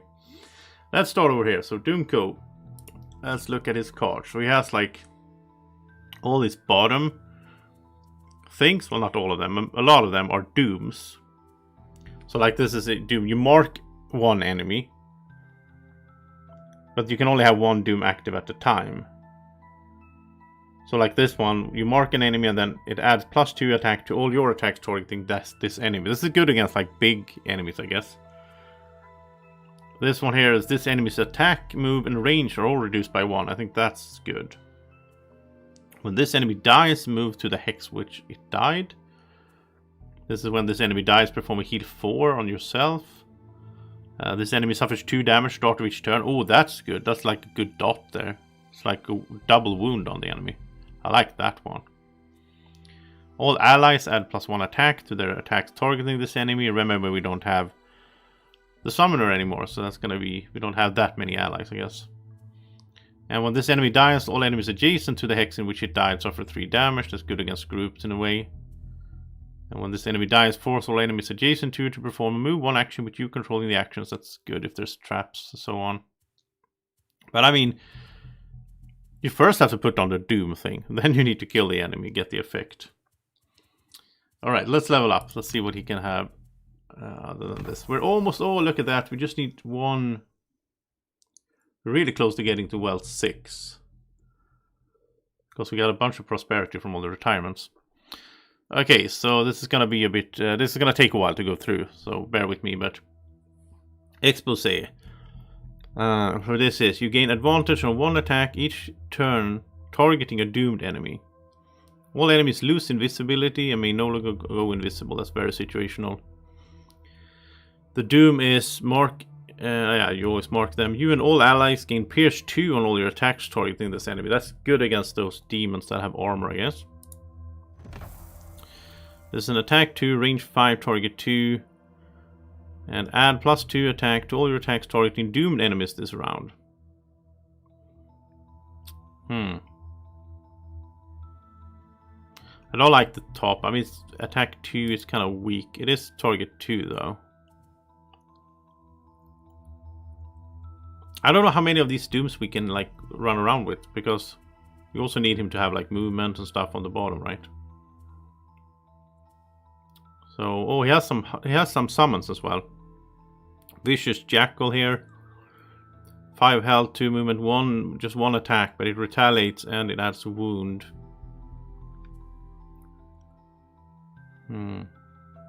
That's an interesting one. Fresh kill. Attack 2, range 4, add +2 attack if the target is undamaged. Oh, I have no idea how to play this guy. Well, I played him back in the days, but it's long ago. Attack 2, range 5, target 2. No, let's go with this here. Yeah, we're gonna level him up all the way, and then we'll see what we grab here on the way. Darkened Skies. Attack 3. Target all enemies within range 3. Okay, I like that. That's some kind of AoE there. And bottom is when this enemy dies, perform an attack 2, range 3, target 3 action. Ooh, that... So like... I like that better. So then he can set the doom on someone, kill it, and then he gets to do an AoE after that. So this is attack 2, range 4. Add +3 if the target is doomed. That's good as well. Retaliate 2. Oh, he has range retaliation. But I like this one. I like the doom on this one. So 1 kill leads to more attacks. That's good. Singular focus. Loot 2. Doom is you and all allies gain advantage on all your attacks targeting this enemy. I don't like this one. This is create 1 2 damage wound trap in adjacent empty hex. Wound all enemies adjacent to this trap when the trap is sprung. Oh, that could be a setup together with Dwacko, right? So he can use the Doom Compass. But again, that's only wounding. But I like move 5 jump. He needs some good movement cards as well. Inescapable Fate. You may have 2 dooms active on the same target. Oh, if a third doom is placed, discard one of the other. If a third doom is played on a different target, discard both. Okay. That's really good against like big boss style. If you have 2 dooms on it. At the bottom is mark anyone normal elite enemy as doomed. The start of your next 3 turns, advance the track on this effect. After it advances 3 times, kill the target and just oh. So you can like doom someone and then they will die in 3 turns. So you can ignore them until then. Huh. 1 adjacent summon ally. Oh, this is like the summoner. Move attack. The bottom is move 3, attack 2, target 1 doomed enemy at any range. At any range, that's pretty cool. Yeah, I like that one. I think we need, since we don't have a summoner anymore, I want to spec this guy against like summonings. Let's actually, before we do anything else, let's see how far we are on the temple. We need 3 more. So we are just gonna bless everyone. Because then we get to Devotion 11 and get another prosperity. So we get to level 6. Oh, look at this. Lots of new stuff here in the shop. Wow. Cool, cool, cool. We're gonna have to go through all this and see what all that was. But that means he can level up right away again. So we're at level 6 with everyone. Okay. So Nature's Hunger. Oh, here we go. Summon Giant Toad. 7 health. It moves slowly though. But it stuns. That's nice. And Camouflage. Attack 3. Range 5. Oh, we can go invisible. Oh, we can go invisible. I kind of like that. But I want summons. Let's get the Giant Toad. I want to see how that looks as well. Okay, so now let's start figuring out how to do this guy. So we want these cards that we picked. That's 3, 4. That's 5 cards. I think we want those.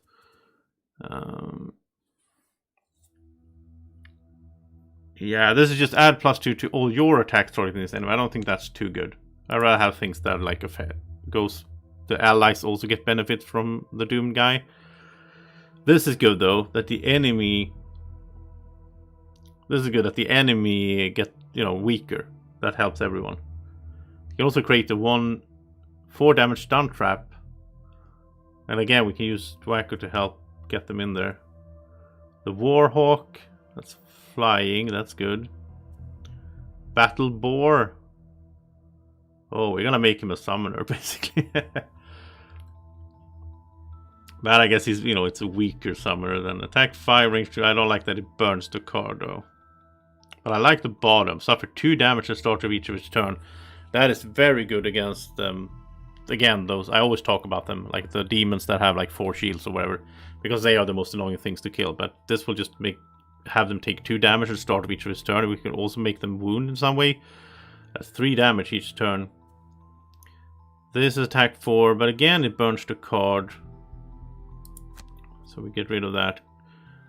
3 damage trap. And this is the... No, let's get rid of that.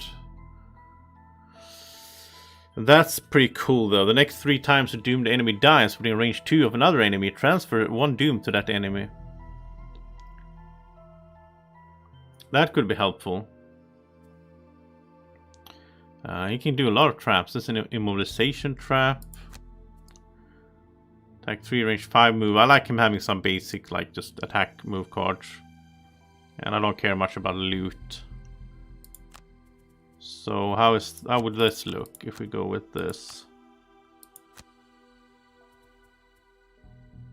Yeah, that's also attack move. And adds +2 to attack if the target is doomed. So right now he would have 1, 2, 3, 4, 5, 6, 7, 8 different dooms he can do. I think that's fine. Let's look at his modifier deck. So we start off here. We're gonna do these obvious ones, like removing -1s, right? And rolling. He doesn't have that many rolling things. Ignore negative scenario effects. I want that one for sure. Resilient. He doesn't have that many rolling, sadly. Can add target. This is good, I guess, since he's ranged a lot. So it's easy to add a target. Let's go with that. It makes him a little bit more AoE, or like multiple targets. Replace these rolling +1s. Like some wound in here. Let's replace a little bit of zeros as well. Yeah, not that impressive modifying deck, to be honest. But it's fine. Oh, we also have town record. We're not going to click that because then we'll have to listen to narration for a while. We'll do that later. Let's go into the shop. Let's do everything with him here first. And let's look at all the new items as well. So many new things here. So here we have Pendant of Dark Pacts. During your turn, refresh 2 of your consumed items. What? That's amazing. That's like a double empowering talisman. However, you get cursed when you do this, but still worth it. Refreshing 2 items? I think this is something for Dwaco here for sure. With 22, yeah, he doesn't have enough money for it right now. Oh, I want that for him. You know what? Let's do this right away. I get excited now. How much is this? 30? It's not that much. It's 50. Oh, that's 105. We'll skip this. We'll sell this enchantment. I like that you can just do that. Get the money back. And then he's going to sell his talisman. And he's going to buy this new cool item. I like that we can upgrade him a little bit as well. There we go. Fresh 2. That's awesome. So you can refresh like both the ring and the Doom Compass, for example.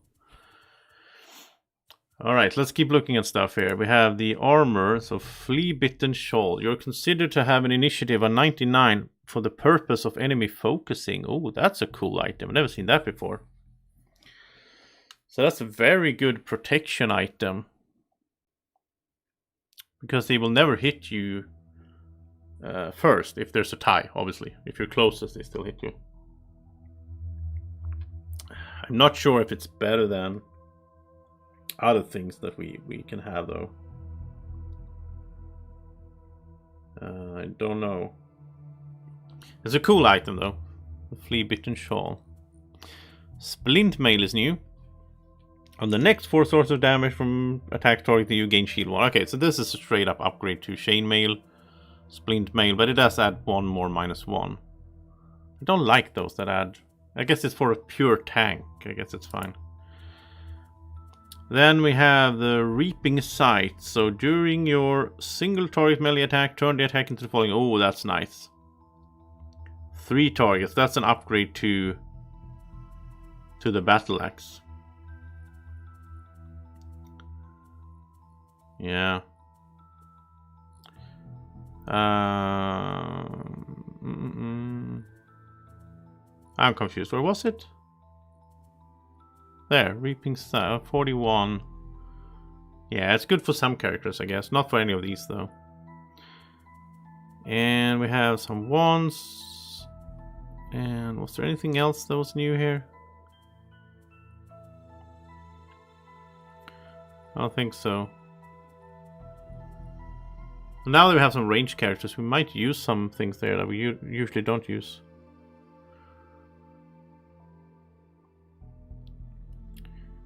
Buster, which one do you mean? Oh, you mean the armor for her. I guess, but I think she will be still like staying behind anyway. And yeah, we'll see. Boots, new boots, boots of quickness. Oh yeah, this is like upgrade to boots of speed. So this is at the beginning of round. You can reveal everything and then you can choose to decrease, increase or decrease your initiative value by 20. This is awesome. That's very handy for some classes. But again, like, then you're not moving extra or whatever. It's cool, though. I like his endurance foot wraps here, though. Can he just keep healing himself? And, yeah, we'll see. Small item, major mana. Oh, this is cool. You can create 2 elements. That would have been very helpful when we had Darko, still. To create 2 elements. And this is really good if we get some other class that's like, well, I don't know, maybe she's based on elements, I don't remember. And Sun Earring. Ooh, look at this. So this is an upgrade to the Moon Earring. So it's doing the same thing. You refresh all your spent items, but then you also heal yourself for 3. This is a straight upgrade to the Moon Earring. Okay. Yeah, a lot of new cool items here on level 6. And he has 80 gold. So what's mostly important for him then? I mean, I like everyone to have this. Major stamina, that's so good. We're gonna have to get some gold with these guys to get them in shape.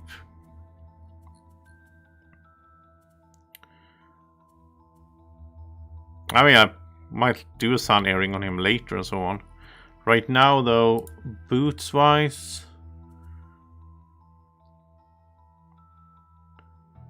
it's hard to say. Yeah, I mean, he has like move 4, move 5. He doesn't have. Oh, there's move 5 with jump. He has pretty good movement then already. So boots is probably not a priority. Weapons. I mean, piercing bow seems obvious thematically, but yeah, I think this is good. This is good. Ignore all shield values with him. Entire attack action. I mean, he does have.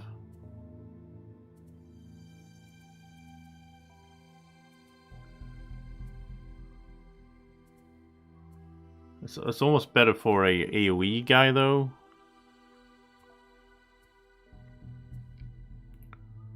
But like that one, but that's not a ranged attack.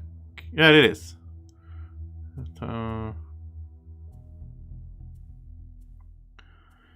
Spiked shield, that's new as well. When damaged by an attack, gain shield 1 or retaliate 2 for the attack. Oh, that's an upgrade to the heater shield. As retaliation as well. That's good for a close-up combat guy, right? Because the retaliation is not ranged, so. I don't know. I don't know with this guy. I think we want to wait a little bit with him and see. Oh, we want this for him. During your single target ranged attack, turn the attack into the following. So he's good at doing single ranged attack, right? Yeah, he wants a bomb. That will be helpful. Then he can have something else in the other hand. And body, I don't know. Maybe like invisibility or second skin doesn't make sense. Like, I don't think he should have one of these defensive armors. He might have this one. They won't focus so much on him. Maybe. Maybe a cloak of pockets later on. Oh, it's good to have more small items. I think we're done with him for now. Let's do this. Maybe we get gold out of this. Okay, what is this? You're wandering through the city streets late at night when you hear a terrifying scream high above you. You look up just in time to see a body falling towards you and you jump out of the way. It lands with a wet thud on the ground. You are not the only ones to hear the scream, and quickly a small crowd forms around the corpse, including a couple of city guards. The body is clad in black leather armor and a long thin blade conspicuously protrudes from its back. You remark that the sword somehow looks familiar. What? Asks the guard. This is the third murder like this in a week. Tell me everything you know. And we can say that the sword belongs to the Night Shroud, your former party member. So Night Shroud is out killing people, obviously, in the streets of Gloomhaven. I don't know why. Third in a week? Like, why is he doing that? That's weird. But I don't... We're not gonna rat him out. We're gonna lie and say that we don't know nothing. You shake your head, saying it must be a mistake. Yeah. Nothing happened, but it's like that's a weird event. Like, why would we wanna, like, you know, he just left us. We missed Darko. Why would we rat him out? You know. Okay, let's go focus on Melissa here. So we're gonna look at her card. So Power Ballad. She has like songs, and it's like the arguments. It's ongoing. So she can have one song at a time. So this is like all allies add +1 attack to one of their attacks each turn. That's awesome. And then the bottom part is also good. Move to strengthen. Like, the good thing is the song doesn't burn, so she can change song and then get the card back. Defensive ditty. Everyone gets a shield one. The aura is the next time any ally within range 2 suffers damage, they suffer no damage. That's also really good. Song of Speed, everyone adds +1 move and +1 range to the ranged attacks. Muddle all enemies within range 4, that's good as well. Good crowd control with this one. Tuning the outcome, she can bless everyone adjacent. Oh, I like that. Starting the round off with that. Having her in the middle of the group right at the start of the scenario. Just like we did back with the Sun Keeper. And the bottom part, move 3, curse with range. It's good as well. She can assist Dwacko a little bit with cursing then. Call to action, strengthen all allies. Doesn't matter where they are. Bottom part is 1 ally within range 3 may perform attack 4. That's also good. She's such a good support. She does have a little attack there. Attack 3, then move 4, shield 2. I don't like this one, because the bottom there is burning the card for a move. Throw voice, disarm. You can disarm in a group like that. Or range 3, force all enemies in the target area to perform a move, 1 action. Maybe. Singing arrow here is curse. So she could curse 3. The thing though is, if we wanted to really go deeply into this, we could like get her to curse a bit, and then we could like swap up Dwacko so he would be more damage dealing and less cursing to balance that out. But I think instead he's already doing his cursing very well. I think we're not going to focus on cursing with her. I like the bottom though. Attack 1, range 3 wound. She can just apply a wound on someone. Marching beat. 1 ally within range 4 may perform a move. That would have been very helpful together with the summoner. She could have moved the summons. And I think we remove that. All allies add wound. That's awesome as well. Next 5 times you curse an enemy, curse them an additional time. Oh wow, yeah. She's even better at cursing than Dwacko is. I remember having this when I played the board game. I had this ongoing for her. And she was like double cursing all the time. And you get to 10 curses super quick. So I don't think they're a good fit together in a sense, because they're doing similar things. I guess so we should not have her cursing, we should focus her on like buffing, like doing positive things for the team. Attack 2, curse, and then bless an adjacent ally and move 4. I like that one. That's a good one. Small attack, but it curses and then blesses an adjacent ally. And it's good movement there as well. Always look for characters to have some kind of good movement cards. Let's level her up and see what we get. Soothing Lullaby. All allies may perform a heal one self-action at the beginning of each of their turn. As amazing as well. That is, in a sense, the same thing as we had with the Sawbones, when he could remove negative effects on everyone. But that was just one every round. This is for everyone. You always get to do heal 1. And heal 1 is good even if you don't have a negative ability. And then you have heal 3. Yeah, so this is a given card for her, since we're going to make her into a support. Immobilize everyone in range 3 is kind of a good protective card for herself, movement. But yeah, Soothing Lullaby, definitely want that one. I think that's even better than the Power Ballad, actually.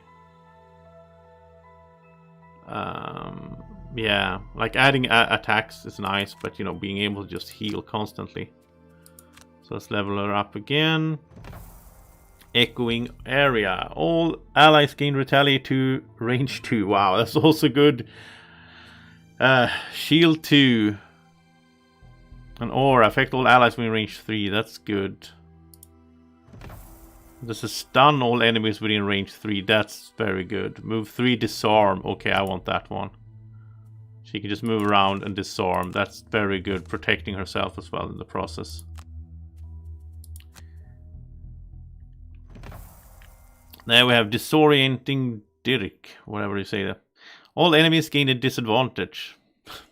Everything is good, but you know, you can't have it all.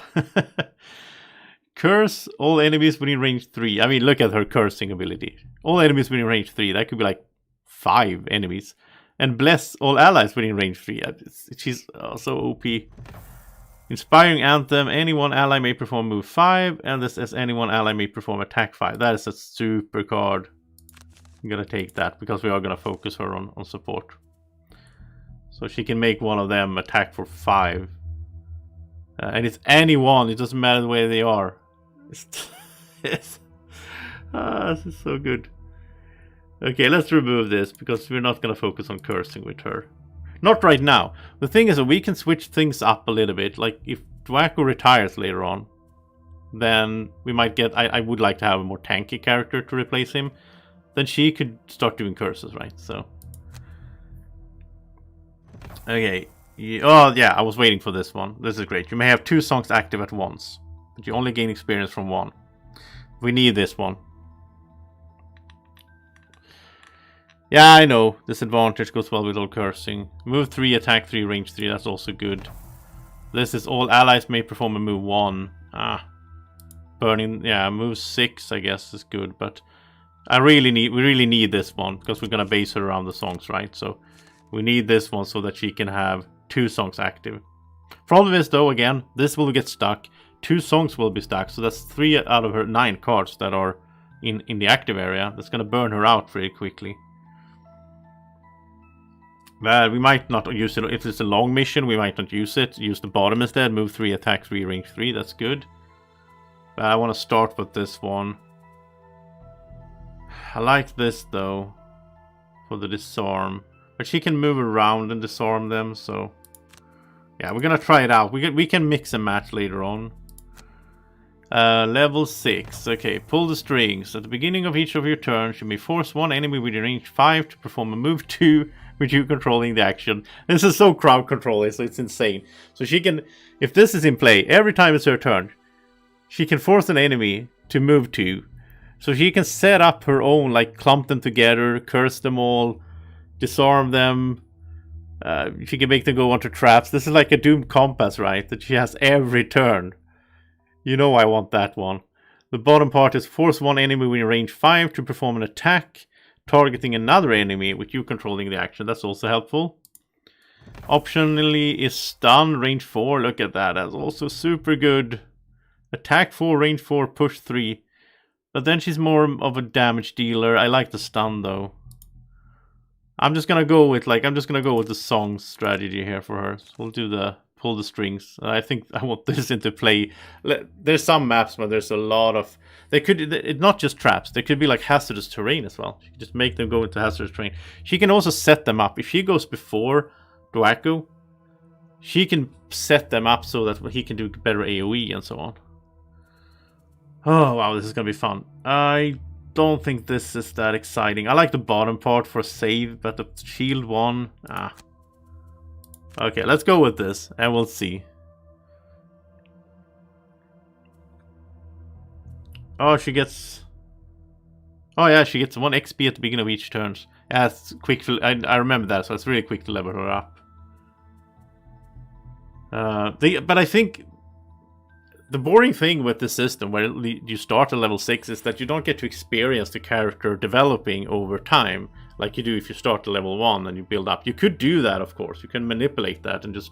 We could have started both of these on level 1. Played for a while. Okay. So, perk time for her.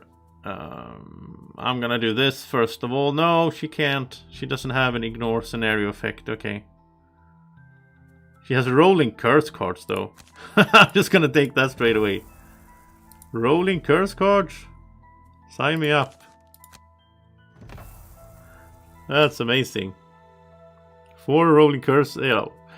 They're gonna be constantly cursed with this team. And that's so good with Baneful Hex, you know.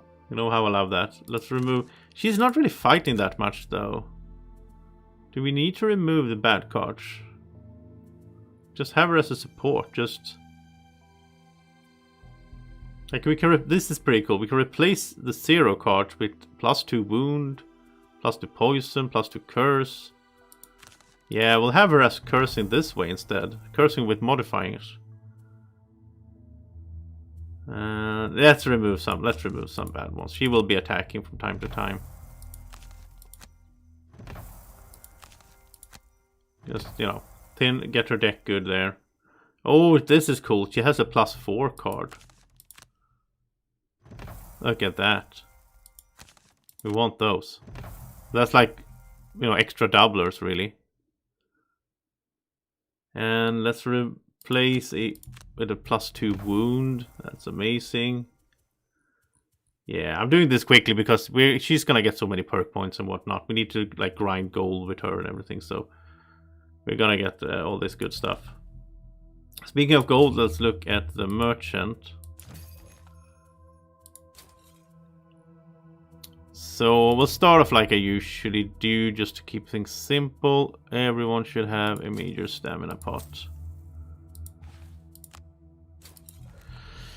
I think she's one we could build similarly to Dwaku. We could have the Cloak of Pockets. Have a bunch of good small items. You know, she could have the Ring of Haste.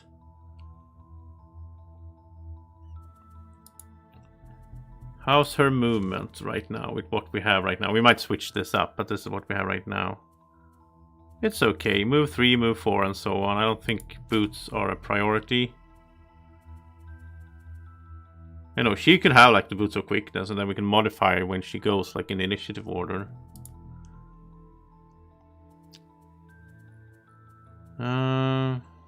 Yeah, maybe Ring of Haste. What does... I mean, she has some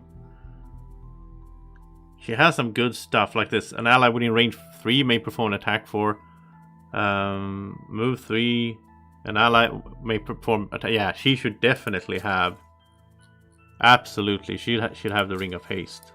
She has a lot of good stuff on the bottom part of her card. And I also think we'll get this for her, the Pendant of Dark Pacts, so she can refresh 2 items. But that's later when we have the gold for it.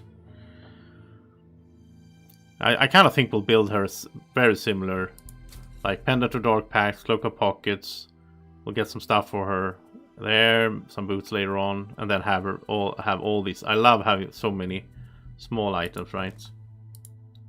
I think we'll build them similarly. She will kind of replace the Darko, I think, in gear. He had similar gear to Dwacko.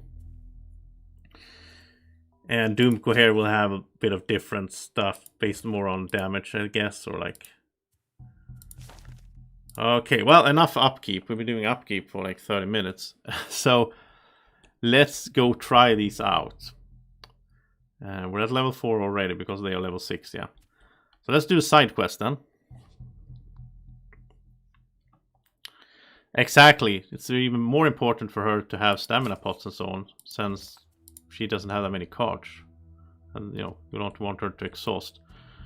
So we can choose between this. This is all mercenaries must escape, loot all ornate chests, or this is kill all enemies and loot 5 ornate chests to win. I think we'd rather take this one. The escape things are often run. I'd rather have one where we just go around killing stuff, and so we can try out the new characters, right?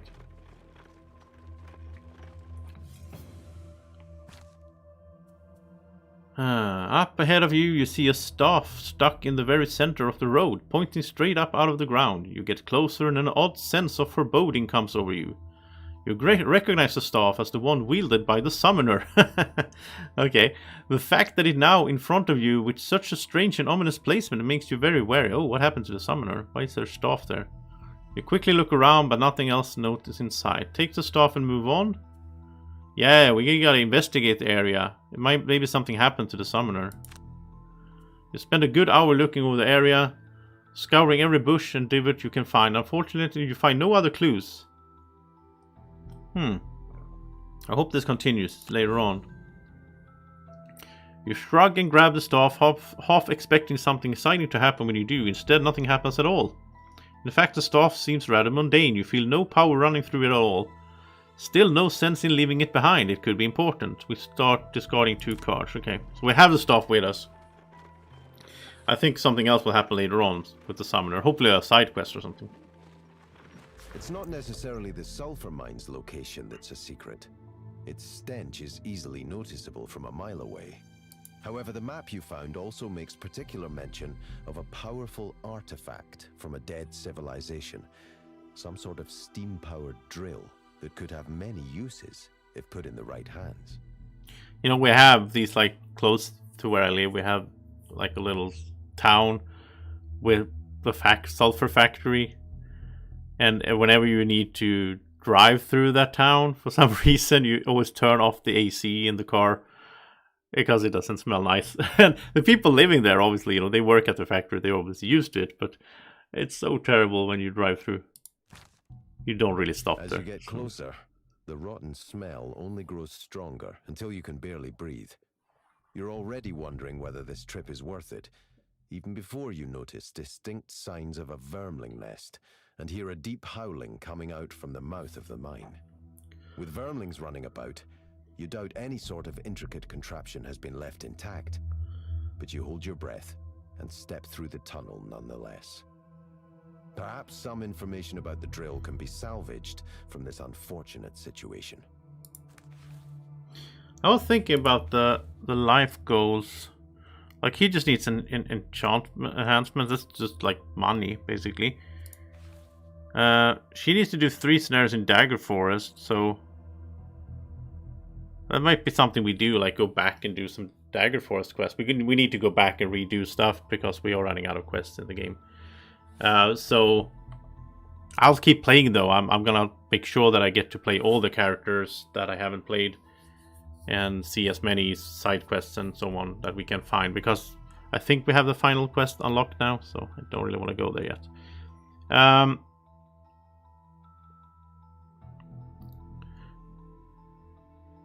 So I think we might do this a bit for grinding. Like, we could do 3 and then we get to unlock a storyline that's fun to follow. Battle goal wise though, we don't care about him, but the other ones can have battle goals now. In 13 XP, yeah, we're gonna try to do that anyway with him. Kill an elite monster. Oh, that's pretty hard for her, I guess, but it's only the killing blow. So, because I don't want to loot no gold, but I want her to loot gold, because I want her to get money. This will be fun. It will be very, very weird though. Changing 2 characters at once. not something I wanted to do, but that's how Dorcas' life goal was, so yeah. I'd rather change one at a time, so we get used to them, but... It was almost too easy, the 2 quests we did earlier today as well, so it's good that we get some new challenge, in a sense, here. So, loot 5 ornate chests. Okay, they're probably up here then, different rooms. Kill all enemies. Everyone starts with 4 curses. Oh, that's nasty, so she will start with 4 curses. She can't protect herself. These guys have resilient though. Or immunity. Okay. So we have to discard 2 cards.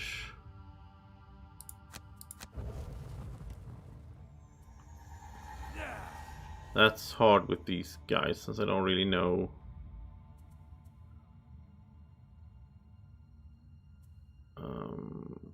Okay.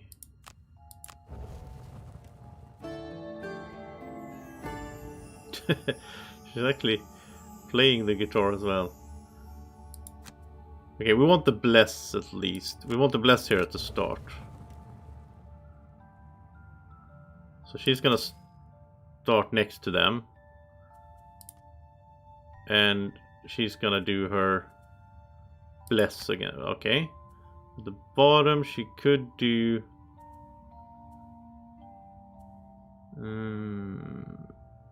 Force an enemy range 5 to attack another enemy. That's good. More model, but they're too far away from that, I think. Was it 1, 2, 3, 4? Yeah. Let's do that. Force them to hit each other. She needs to go before the other guys as well, right?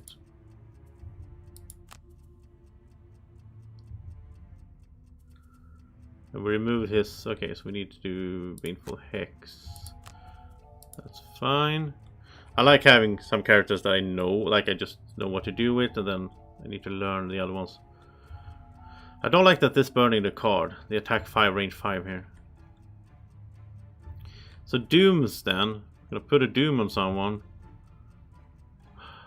They're equal, so we'll just pick one, I guess, but... It's no range, right? It's just mark 1 enemy as doomed, yeah. I mean, that's amazing. Suffer 2 damage to start of each of its turn. That adds... Where's the range 4? 1, 2, 3, 4. Okay, he's not gonna reach it. What if... No, we can't switch it up. Okay. Create a... That's adjacent. That's adjacent. That's range 5. Okay, let's just have him do a normal attack there now. Well, normal, but you know, nothing fancy. We'll see. So we're gonna doom one here. What's mostly annoying? Vermling Scout Elite, I think, is the most annoying one. So doom that. And yeah, it has a little marker there. Race to the grave. And let's shoot one of these.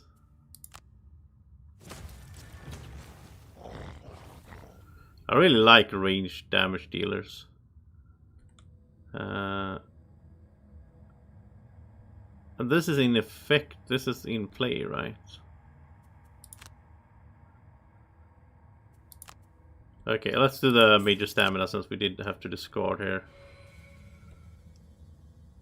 This is good, right? The next 3 times a doomed enemy dies within range 2 of another enemy, it transfers, so that's what we want for the next round. And then this is an attack targeting a doomed enemy at any range. That's amazing. Okay. So we're gonna... When that thing dies, it's gonna transfer to another one, I guess.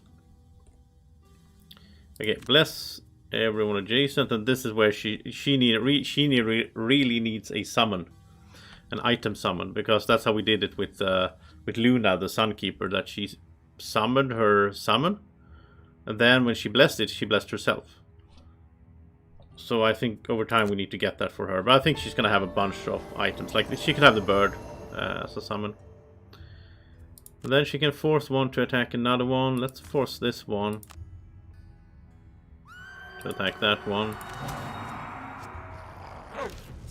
And then retaliates as well. That's that's beautiful. Let's see. What does she have on the bottom card? That you need to be next to do that. You need to, yeah, those you need to be next to. We don't have a melee guy really, but I guess Plague Herald might be up there next to them later on. And heal model. Okay, so not right now, but it's awesome for her to have the Ring of Haste. That's gonna be, and she needs the whatever the new item was called that she can refresh 2 things. That's gonna be super helpful as well. I think we're gonna build her very closely to Dwaco. Have 2 songs active. That's sweet. And this one, moving them around. I don't think moving them around is that important in this scenario. So good that we can, you know, we're gonna have a bunch of different songs. We're gonna do them depending on the situation. The same goes for the Dooms and all that. Somewhat similar, but that's why they are hard to play characters, because there's more setup to do to make things work. It's not just, you know, fight. Okay. You need to move first, yeah. So let's move up here. Got a curse 2. I am curious to just make, I mean, it would be fun to just make her into a curse machine. But it's not like we can go back and pick other cards. Like if we could redo Plague Herald, well, we could retire him and make a new one. It would be interesting to have a Plague Herald that is more AoE damage focused and less cursing, and then she could be the cursor. But that would be a long process to do all that. Also, if we retire him and get another one, we'd have to get the money to buy all the items again that he has that are so good. Oh yeah, Pendant of Dark Pacts. That's gonna be sweet. That's major stamina though. We want these back.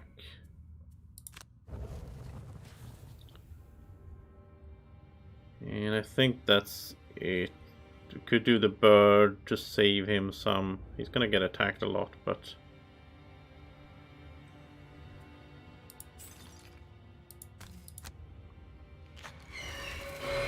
we'll do it there. Okay, so ring. We can get both the ring and the major stamina pot back, which is amazing later on here. And let's get Creeping Curse.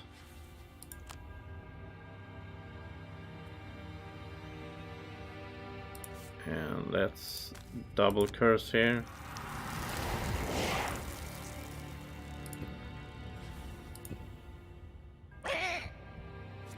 It takes 2 damage at the start of the turn. It's so good.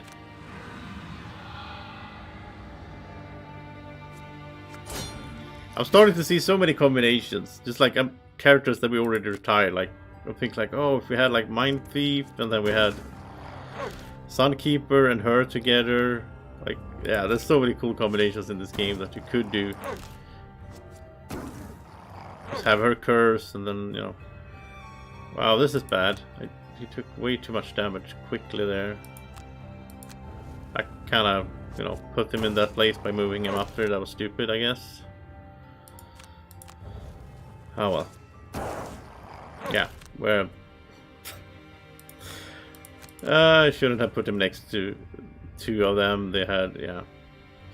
Oh well, let's Baneful Hex. We probably need to move him then. Might need to play him more defensively now. Okay, I kind of want these songs now, but I want the one so you can have 2 songs.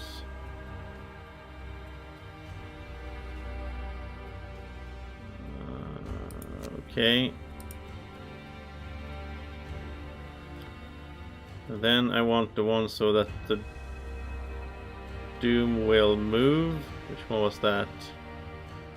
The next 3 times, this one, yeah.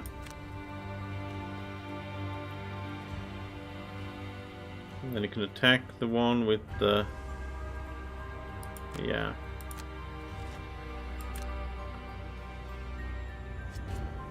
Yeah, this is a terrible opening to this scenario here.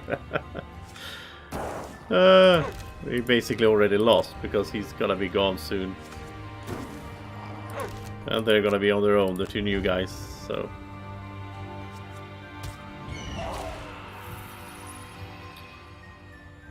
Okay, let's at least get Painful Hex in here.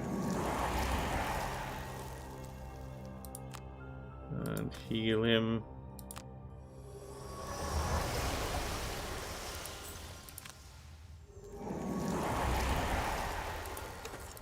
Now it's gonna get cursed, I guess, but... we need to heal him. He already burned so many cards that doesn't really matter, sort of, but...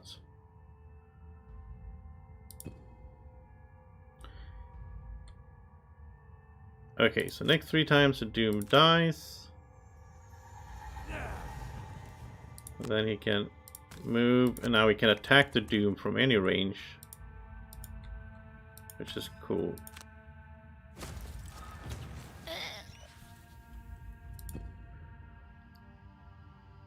And she can have 2 songs. And an ally within range 4 can do an attack of 4.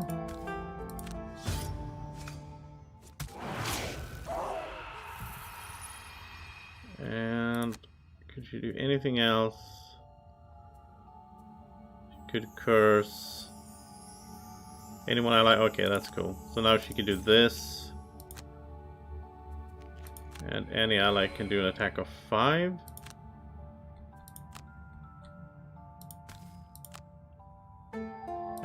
I mean, imagine her with the summoner.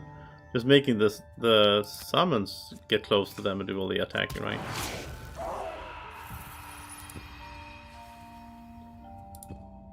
Who knows, I might need to... when we're done with the playthrough, I might need to go back and play again. Okay, so that died because of the Doom, and now the Doom will transfer over to that one. That's so cool. Now he took 2 damage at the start of his turn. Alright, let's see. He doesn't have that many turns left in him, sadly.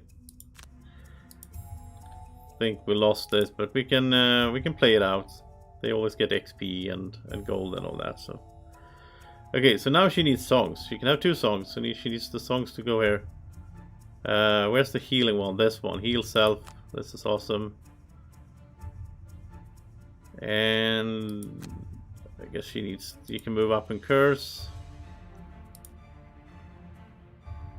And now we kind of want new enemies, right? So that this thing will bounce when he dies, but... okay, move 5.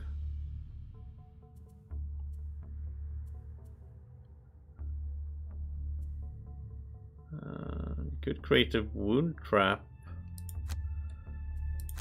That's pretty cool. You can create traps in doorways, obviously. So...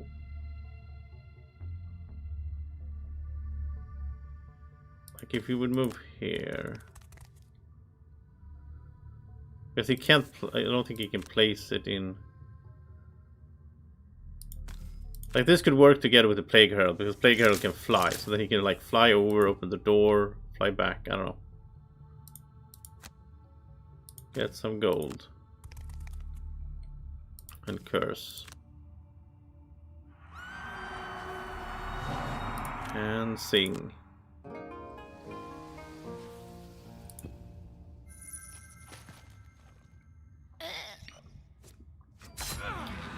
There's a miss. Yeah, it's gonna be tricky though, because like she's gonna burn out fairly quickly with her cards. But I mean, everyone can heal 1 now. Like, get rid of the poison.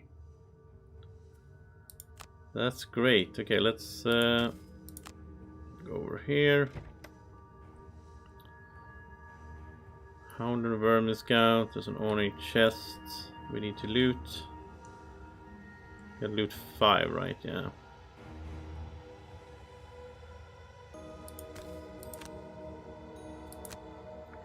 Then he can heal because he moved. So when they get close, we're just gonna send one of them into the wound trap, I guess. Damage 2, it's not that great though, but...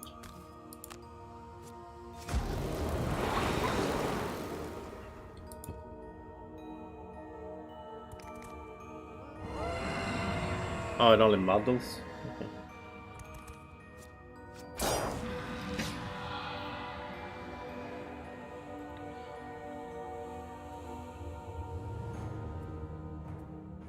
Let's just long rest him so he just stays around longer because of the painful hex and everything. And oh, I don't like this song that much. Add +1 move and +1 range. I guess the model is cool though.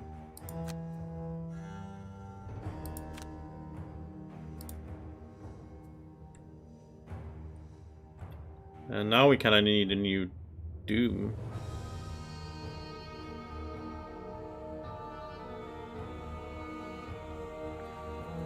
I think we're gonna remove this card as well. Like, gaining advantage each turn targeting a doomed enemy. They lose invisibility. It's very situational that they even have invisibility.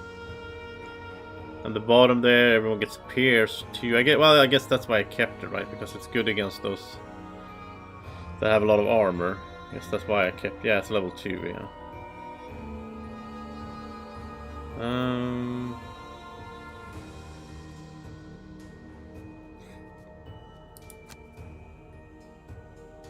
We're not gonna put, like, putting Doom on these small ones just feels almost wasteful. And I'm starting to think he should probably have comfy boots because he has so many Doom on the bottom card that we are gonna use them to move around. So I think he should have comfy boots.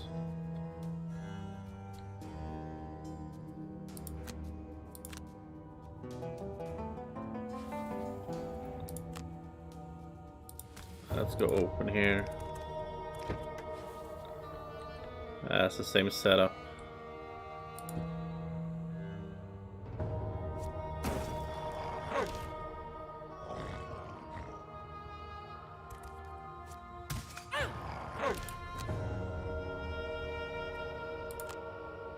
So he can heal away the poison. And now he has extra range and everything. But I kind of want to see this. And it also gives him XP, which is sweet. The Battle Boar. Look at that, Draco. There's a little piggy. A little Pumbaa in there. Oh, that's kind of cute. And so we'll put this on this guy. When he dies, he gets to do... Oh, that's a target 3 though. That's way better. No, that's way better against a big group. So now we can move 3 because of the song.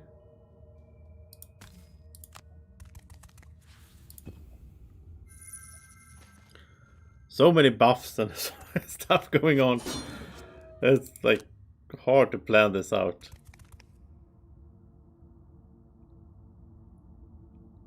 I don't like that we got two new characters at once. I feel confused. Heal. He's just gonna get one more turn, so.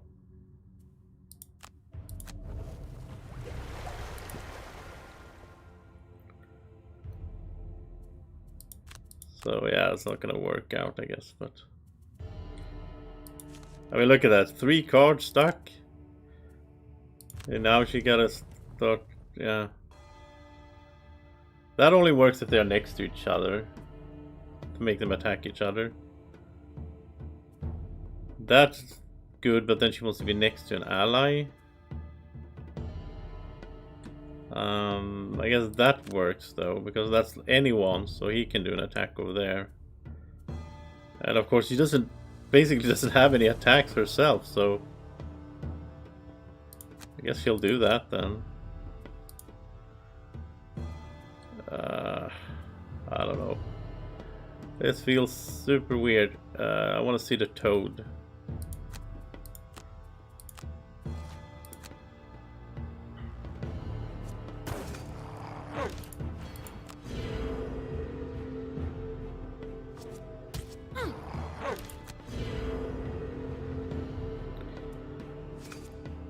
There, Battle Boar.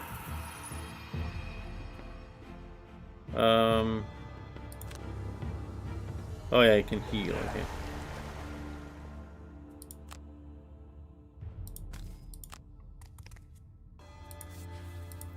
Giant toad. Oh, that's disgusting.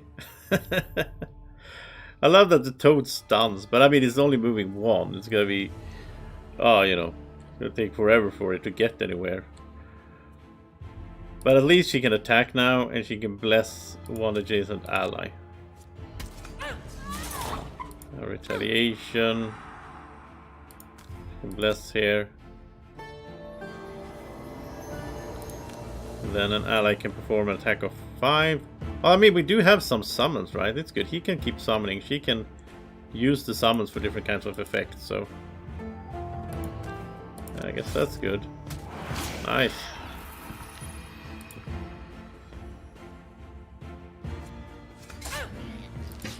She needs to not take as many damage. That's... he's immobilized. And they're not curse. They're not poison, I mean. Yeah. And we have nothing to use these for. Can't get over to the treasure chest even. Wow, this is gonna be hard. This is gonna be super hard for me upcoming here with this party, and try to complete any scenarios with this team. I don't know.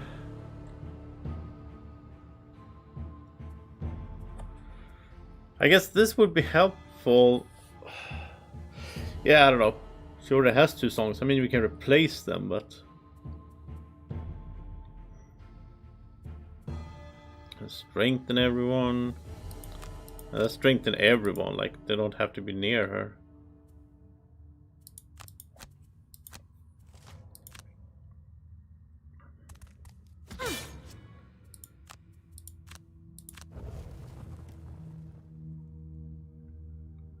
Battleborn has good movement though. I look at the toad now, it's gonna stun.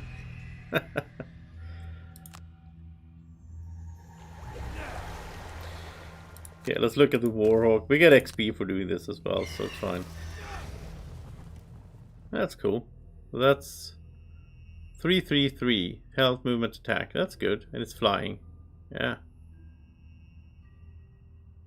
And it's gonna heal, you know, it's gonna be affected by the song as well. So it's gonna heal itself every turn, get extra movement. Ooh, that's true. So even the even the toad gets extra movement from her. Yeah, then her song is really good, right? I didn't think about that. That acts for the allies, for the summons as well. Wow. Imagine maybe have like these 2 guys together with the summoner. So have massive summons, and she can just have 2 songs. Like, oh, they can move more, they can attack more, or heal, or whatever. That's a cool idea. This is good as well. Just reducing the enemy's attack and move and everything.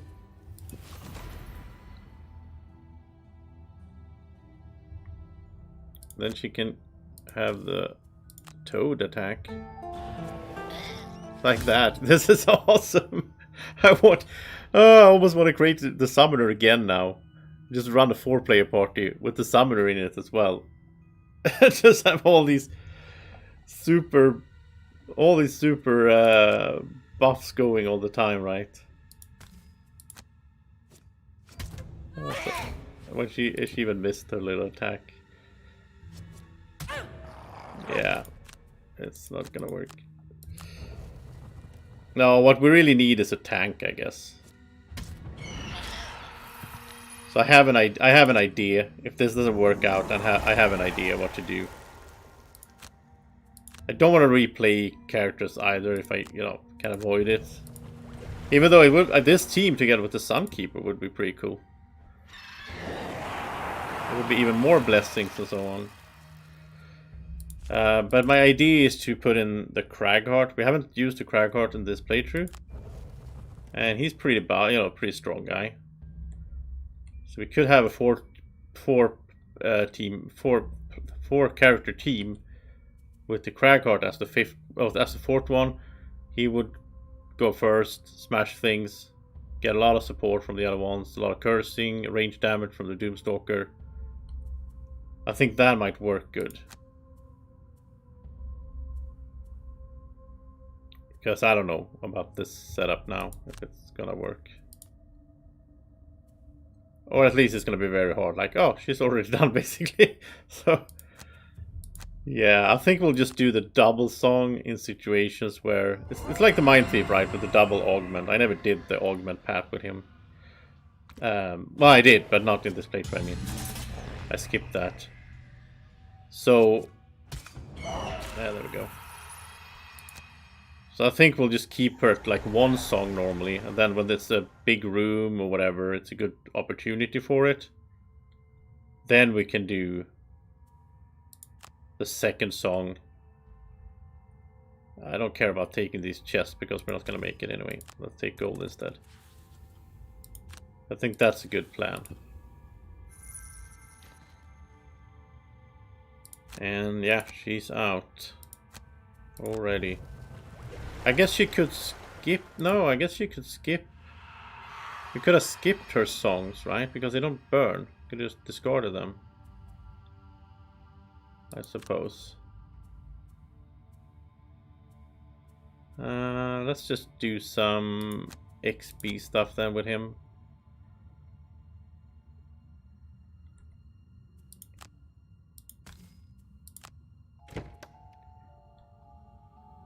Yeah, this scenario would have been, I think, really easy with the 3 team we just had.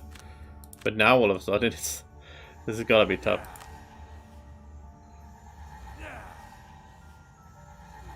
We're gonna have to play very differently than I did here, like not burn cards and so on. I guess I'm a bit used to being able to just run through things.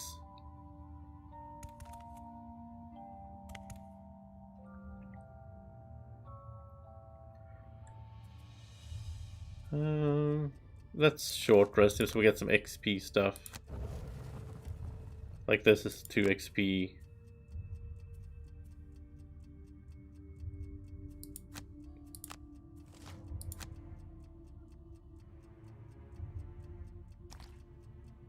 Now, of course, they're back to moving normally, so... It almost feels like the summoner, and it's not like, yeah, I have a little army there. Which I like playing him that way. I'm just looking here now to see, what is that? Inox Shaman Elite, okay. There's another Ornia. So there's a lot to do in here, I guess.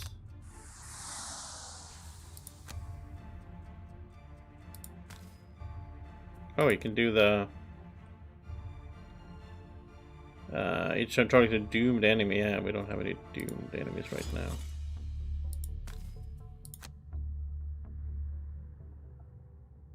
Oh, add target. Oh, well, he already did add target, so okay. That's good damage. That's good damage right there.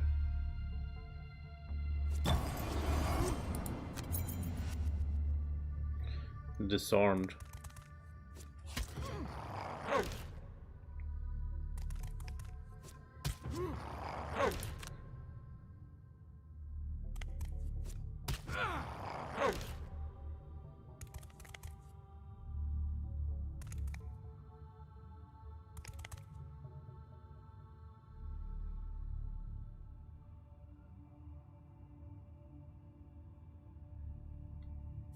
Okay, do we anything else that adds XP? Not really. No, I don't think he can get any more XP right now.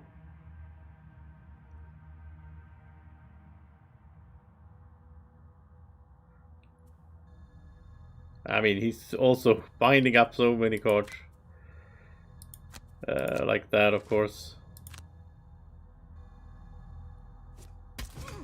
So yeah, we're just gonna let him go here.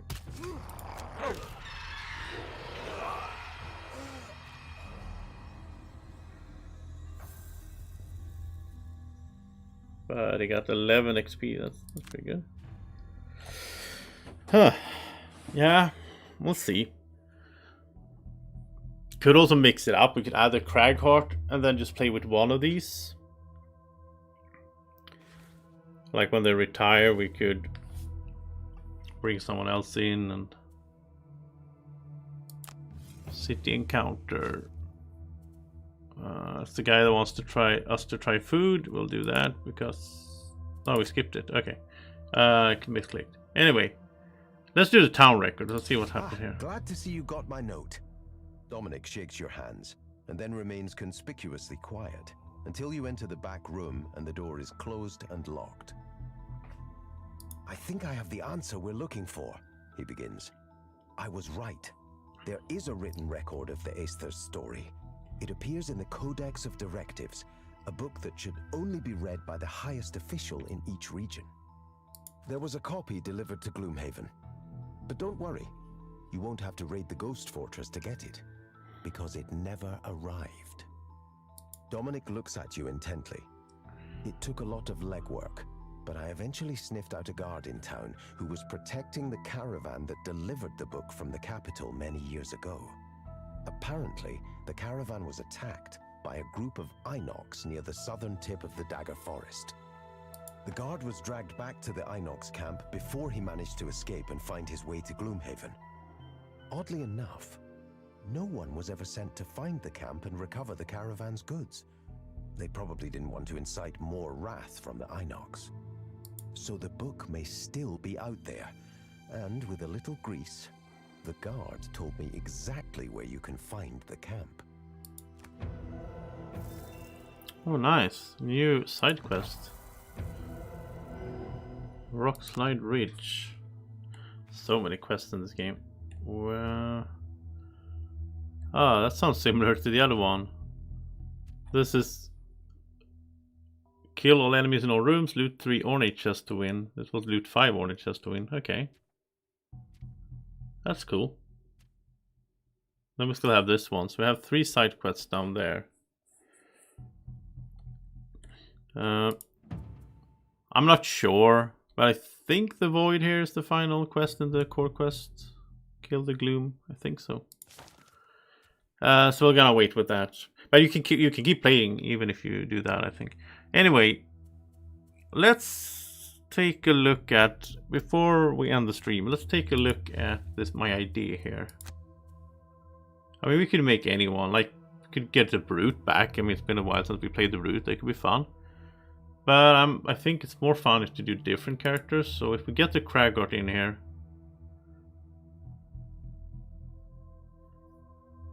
I mean, he's not as tanky as a brute is, I think, but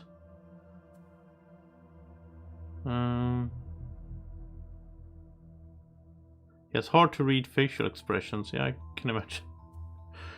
Let's make a Kraggart.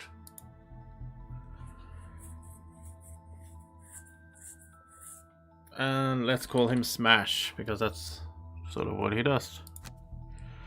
Okay, greed is good. Have 200 gold. Oh, that would unlock a class that we haven't played in this playthrough so far. I played this one in the board game, but we haven't played it in this playthrough. Or finding the cure, kill 8 forest imps, and then you get a new quest line here, which is cool as well. But no, I want new characters, so 200 gold. It's not that hard to do. He starts with like 80, right? Something. We're not gonna run through him. We're gonna. There we go, Smash. We're gonna have him help out here because I think we need to. I think this party could be good. Like if we get into it, it's gonna take a while. We're gonna have to play, and they need items and all that. But after a while, I think this could be a cool party. Him going first, and then like yeah. Let's level him up. It's been at least a year, or maybe more, since I played Kraggart, but we're gonna make him as tanky as we can, I think, because that's what we need. So focus more on melee attacks and so on. And he can destroy obstacles, which is pretty cool. So when you destroy an obstacle adjacent to you, attack 4, target all enemies adjacent to the destroyed obstacle. And this one is attack 2, range 3, heal, so heal, and then move, heal. So we're just gonna go with the aggressive stuff on him. and not as not healing and so on, because that's something that the other guys can do. Clear the way. Move one adjacent single hex obstacle to... Yeah, I can move obstacles as well. Then you attack everyone adjacent to the moved obstacle. And he wants earth magic, which I guess we don't really have much other way to generate than he has. But move fire with jump, destroy all obstacles, disarm all traps, move through. That's also pretty cool. It burns the card though. Attack 4. If earth +4, it's an attack of 8. I think between those two,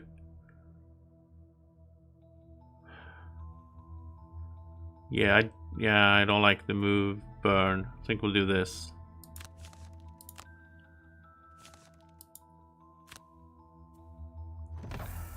Create a 3 single hex obstacle in empty spaces, so you can like block stuff as well. You can like make an obstacle, like block enemies and so on. All allies and enemies adjacent to one or more of the created obstacles suffer 2 damage. That's pretty cool. Move 6 is cool in a straight. It must be in a straight line, but yeah, that's a good movement. Or move 1, attack 4. I like moving on the top, I guess. Retaliate 3, but it burns. You know, we're gonna take the rock slide. That's a really cool card. It's a ranged attack, I guess. But petrify, kill a normal enemy within range 4. And then create a single hex obstacle in the hex in which the enemy died. That is a super good card though. Like that's like the Cranium Overload. Just sort of kill a normal enemy. Move 3, immobilize, or this attack that is like around him. Oh, this is nice as well. On your next 4 melee attacks, when possible, destroy an adjacent obstacle to add +3 attack. So he's way better in situations where there are a lot of obstacles around him. Most scenarios have a bunch of obstacles though. So I think this is a good one. You can use the top a lot, I guess, and then if we see that there is a scenario with a lot of obstacles, we can activate the bottom. I'm sure some people out there have played this guy a lot. I haven't really. I played him in the adventure mode or the guildmaster mode like a year ago. I never played him in the board game. Okay, so we keep leveling up. Create a 2 damage stun trap in adjacent empty hex. Target all muddle all adjacent enemies. Move 2, he can go invisible. That's kind of weird. I'd rather have this. Look at that. Attack 4 can be an attack of 6 with earth. He should have, look, when he's in the party, someone should have that the potion to infuse earth before his turn and so on. And that's also good with Melissa here. She could have like one of those and have like the cloak of pockets, so she can have a lot of items, and then she can be a support that way. It's also good because she can create difference, so if one of the other guys needs something, then she can create that. The big, she can create 2 elements with that big mana potion, major mana potion. And that's good as well, move 3 and add move if there's, yeah. So we definitely want Cataclysm here. And then we need to figure out the cards and the perks and everything. But we'll do that we'll do that. I'll probably do that off cam, and then in tomorrow's stream I'll show you what I ended up with Smash here. And then we'll play four-handed in tomorrow's stream. And I think we're just gonna focus on doing these side quests. And yeah, that's the plan. I'll see you tomorrow. Tomorrow afternoon I'll be back for another Gloomhaven stream. However, in a little bit more than 2 hours from now, I'll be streaming again. I'll be streaming Pandemic Hot Zone Europe. See if you, yeah, there you go. On the table here. So I'm gonna stream some board game together with Draco. Me and Draco are gonna play a co-op game. That's gonna be fun. It's gonna be a like 45-minute to an hour stream or so. So I'll be back soon tonight, and thank you so much for watching this. If you're watching afterwards, you can always, of course, find the Pandemic Hot Zone video on the channel, because it's going to stay there. And thank you to everyone who's been in the chat and been watching live. Have a great evening or morning or whenever you're watching. Take care. Bye-bye.